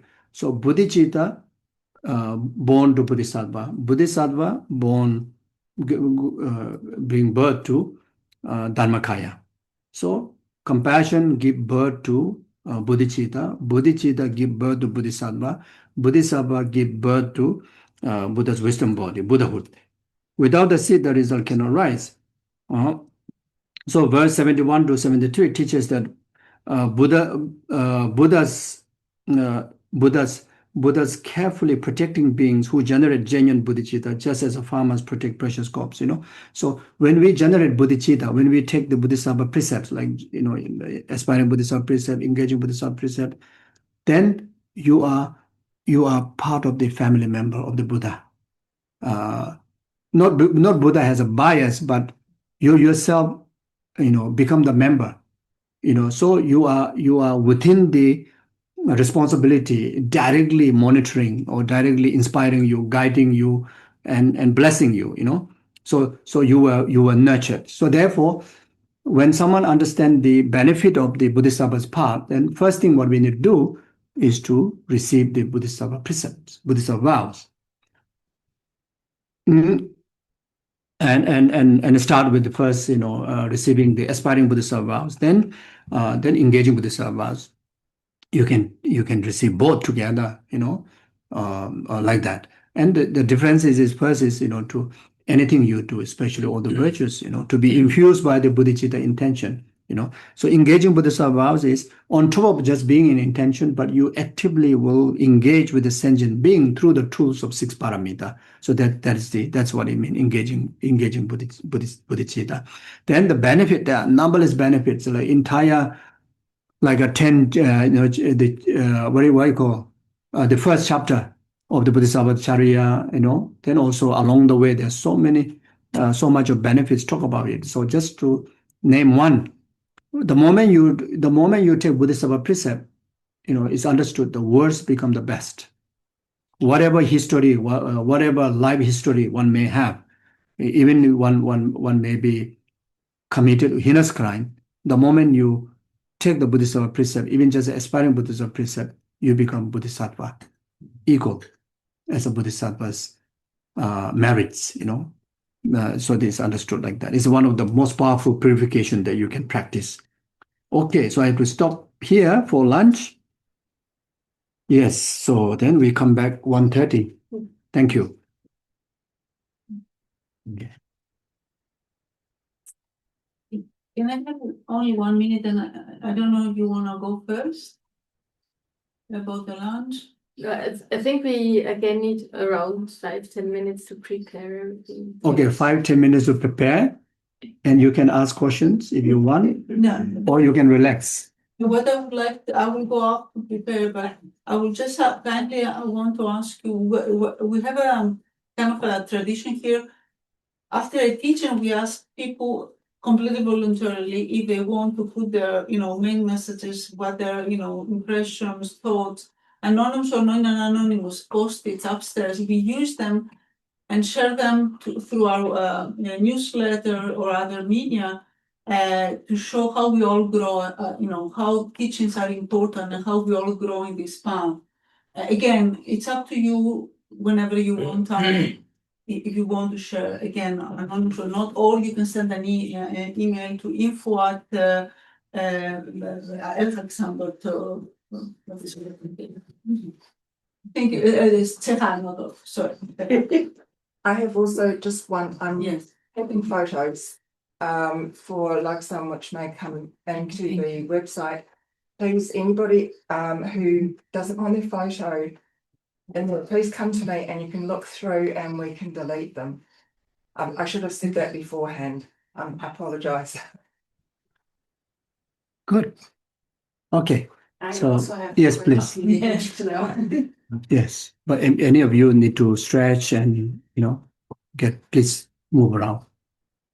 Before you arrive today, it's just to understand for me and maybe your SPC, Lars said that today after teaching you will give refuge Yeah. to those who want as a ceremony, and of course everyone can stay and the choice.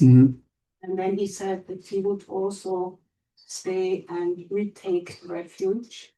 So I just remember once in a teaching in Berlin that he sent already Geshe Tashitseri gave refuge and also ordination. All he said that refuge cannot be retaken if more was can be there, but you don't like Bodhisattva vows renew them. It's just one refuge. Yeah, refuge can retake numberless times. Lay vow can retake numberless times, but for the Sangha, for the monks and nuns, cannot take. So maybe he may be referring to that. Maybe it didn't get clear. Refuge, we have to take 6 times a day. We need to retake. Actually, once you take a refuge vow, actually one of the commitment is 6 times, 3 times a day, 3 times a night, and that you can take by yourself. You can also take from in front of holy object. You can take in the ceremony, because each time we take initiation, we have to retake refuge. So we take initiation. I think many of us here may have at least 3, 4, 5 initiations. So because without a fresh refuge on that day, and even the prayer action yoga tantra, Bodhisattva vow is must take. So Bodhisattva vow cannot receive if you don't have a fresh refuge vow. So that's why it's one of the must do ceremony to take refuge, and then Bodhisattva vow. Then if you Harisukhi Tantra, then tantric vows, right? So like that. Yeah. So refuge you take, but even lay vows you can refresh anytime, all the time, and the more you refresh, not just 6 times. Actually, every moment have to refresh, because the moment we lose awareness, task quits. But for monks and nuns. Because sometimes when you offer refuge, you can also offer lay vows together, but the master has to say. So if there's any monks and nuns, then they are not allowed to take, because they have a higher individual liberation vow, because they are not lay people.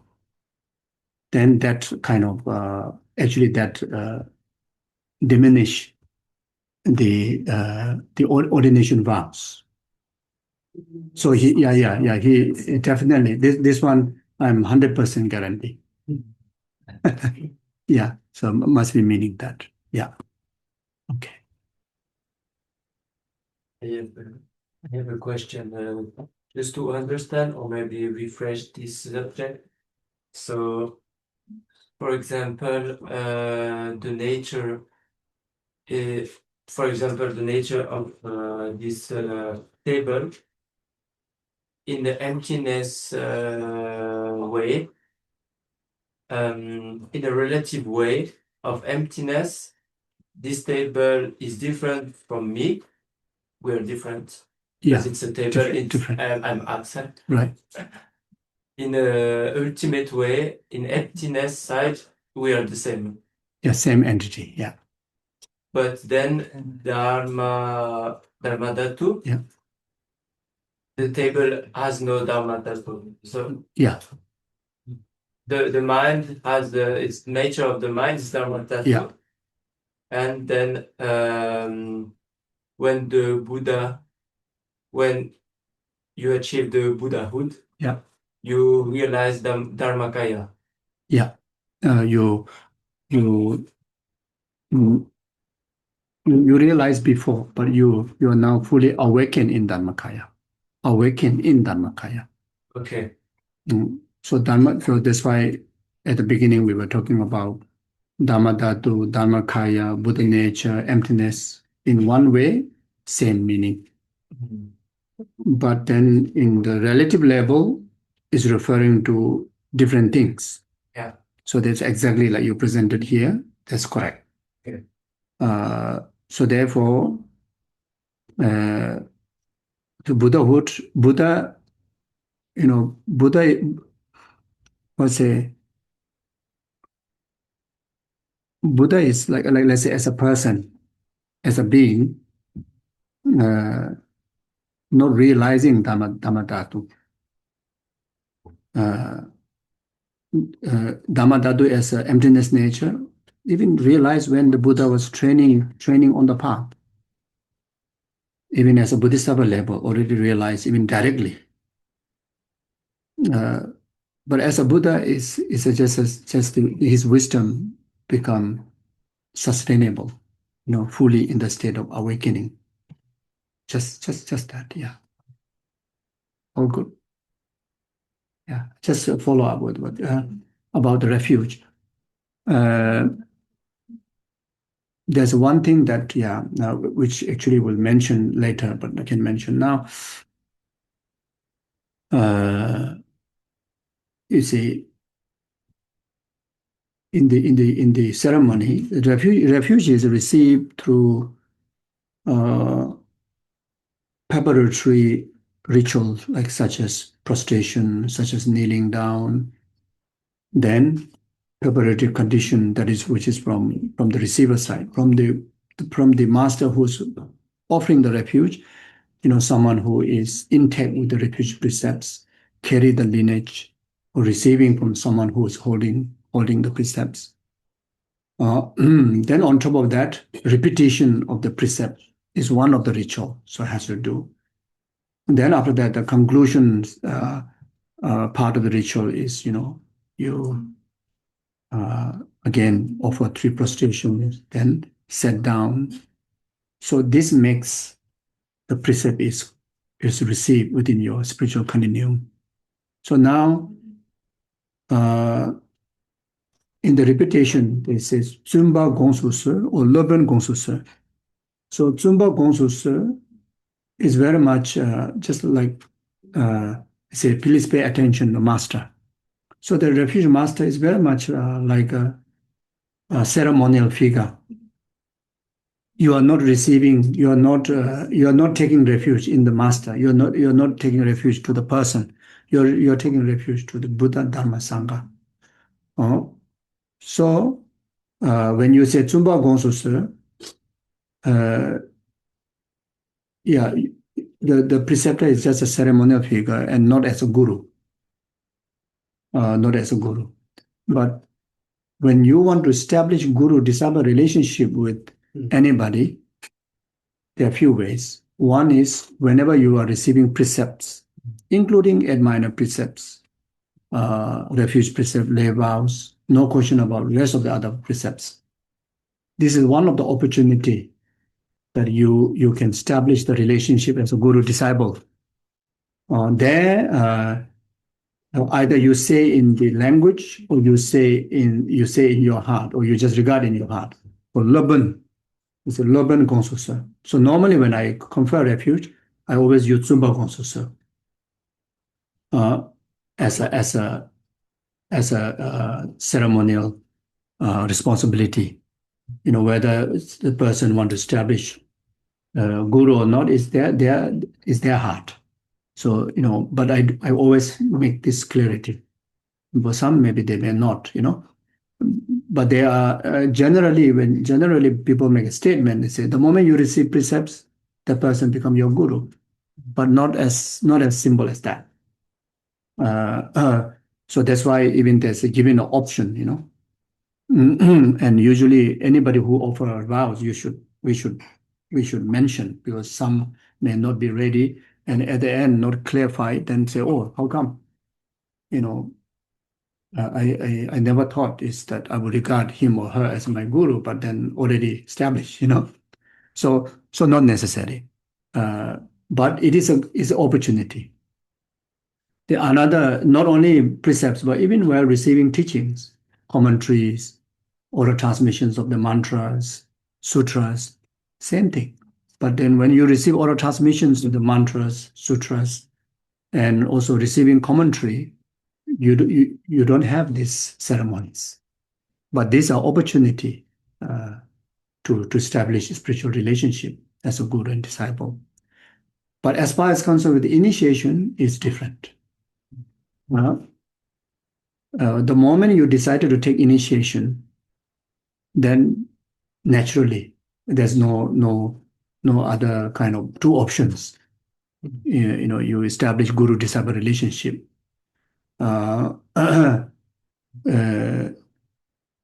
Because you receive tantric, especially high school tantra, tantric vows, and even in the lower tantra, you receive you very much put into a position to enter into the mandala, and the initiation master is very much the authority of the mandala to kind of permit you. That's why I call initiation jenang, even a jenang, So usually when I offer initiation, I say if people are not ready to receive, not ready to establish this relationship, or not ready to receive initiation, just stay as a blessing. Just take as a blessing, but not as an initiation. And sometimes they thought that high Sugitantric initiation, great initiation, but Jenang is not. Actually, Jenang is the real initiation. Jenang is the real permission. Jesu Nangwa. Jesu Nangwa is like giving permission to enter to the mandala. Wang Chen is a great initiation. Wang is the same. Jenang and Wang is the same. So Chen is like kind of great. The ceremony or the numbers of the initiations you offered, there are more numbers. Then on top of that, main thing is when you receive great initiation or high tantric initiation, you receive the tantric vow. So that's the separate. That's the different. So yes. So when you receive initiation, then you have to be ready to submit yourself as a disciple. So that's why to organize any initiation is not simple thing. That's why the geshes, why geshes don't easily give initiation. They have a reason for that. And also some serious lamas also not easily will give. Because geshes, they study detail of all the prerequisites, and they also study detail the tantric treatise, and they know how serious it is. When the receivers are not serious, or yourself is not fully serious or prepared, cannot perform as a puja rituals, cannot perform just a ceremony. It's a really serious matter. So that's why you will encounter, If you request initiation from Geshes, they say, no, no, no, no, no, no. It's like very hard. And sometimes misunderstood. Maybe the Geshe don't know how to offer initiation. No. Geshe is really know how to offer the initiation. Know very detailed thing. And they scared, they worry. Either you may be not ready or the student may be not ready, you know. So it's saying that offer initiation is 1,000 times easier in the form of ritual than giving commentary.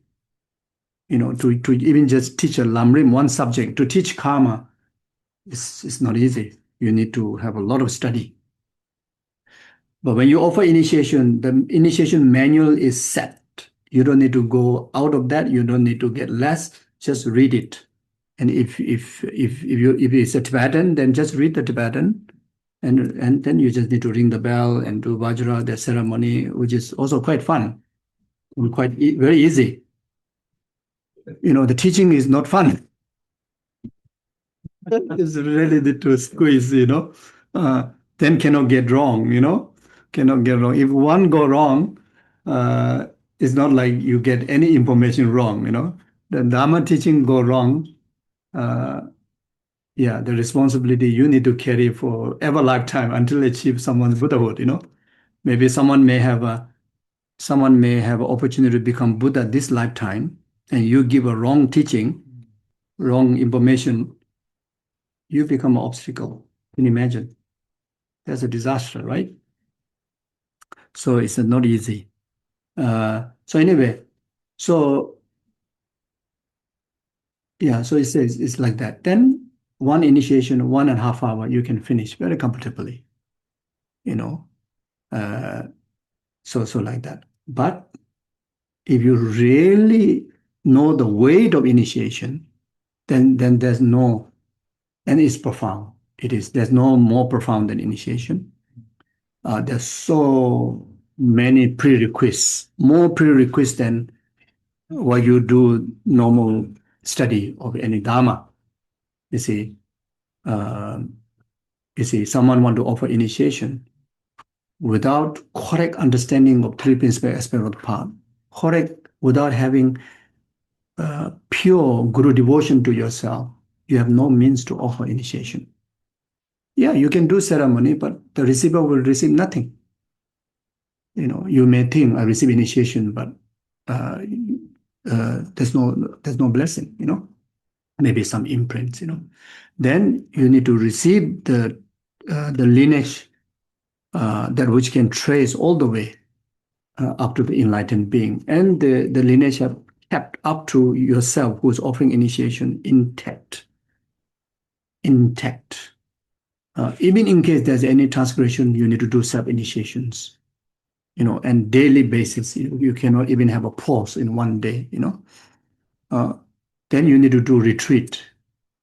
Minimum, you need to do commitment retreat, you know. And in some case, you need to do even great retreats, you know. So the serious one, like my late master, like Geshe Lama Konchog, without getting done all the great preliminary, not just 4 major preliminaries, all the like 12, you know, minimum 12 major preliminary retreat has to be done. Like 100,000 prostration, 100,000 mandala, 100,000 guru yoga, 100,000 water bowl offering, 100,000 prostration, 100,000 Vajrasattva, 100,000 refuge, you know, 100,000 the Vajrataka fire puja, and that, you know, all this is because this brings so much of purification to yourself, so much creations of merit, minimum. Then on top of that, any deity, minimum 100,000. Most of the Kriya Tantra, Action Tantra, like Tara, Chenrezig, Medicine Buddha, even though sometimes don't say it, but, you know, about 600,000. It's as a commitment retreat, not even a great retreat, you know.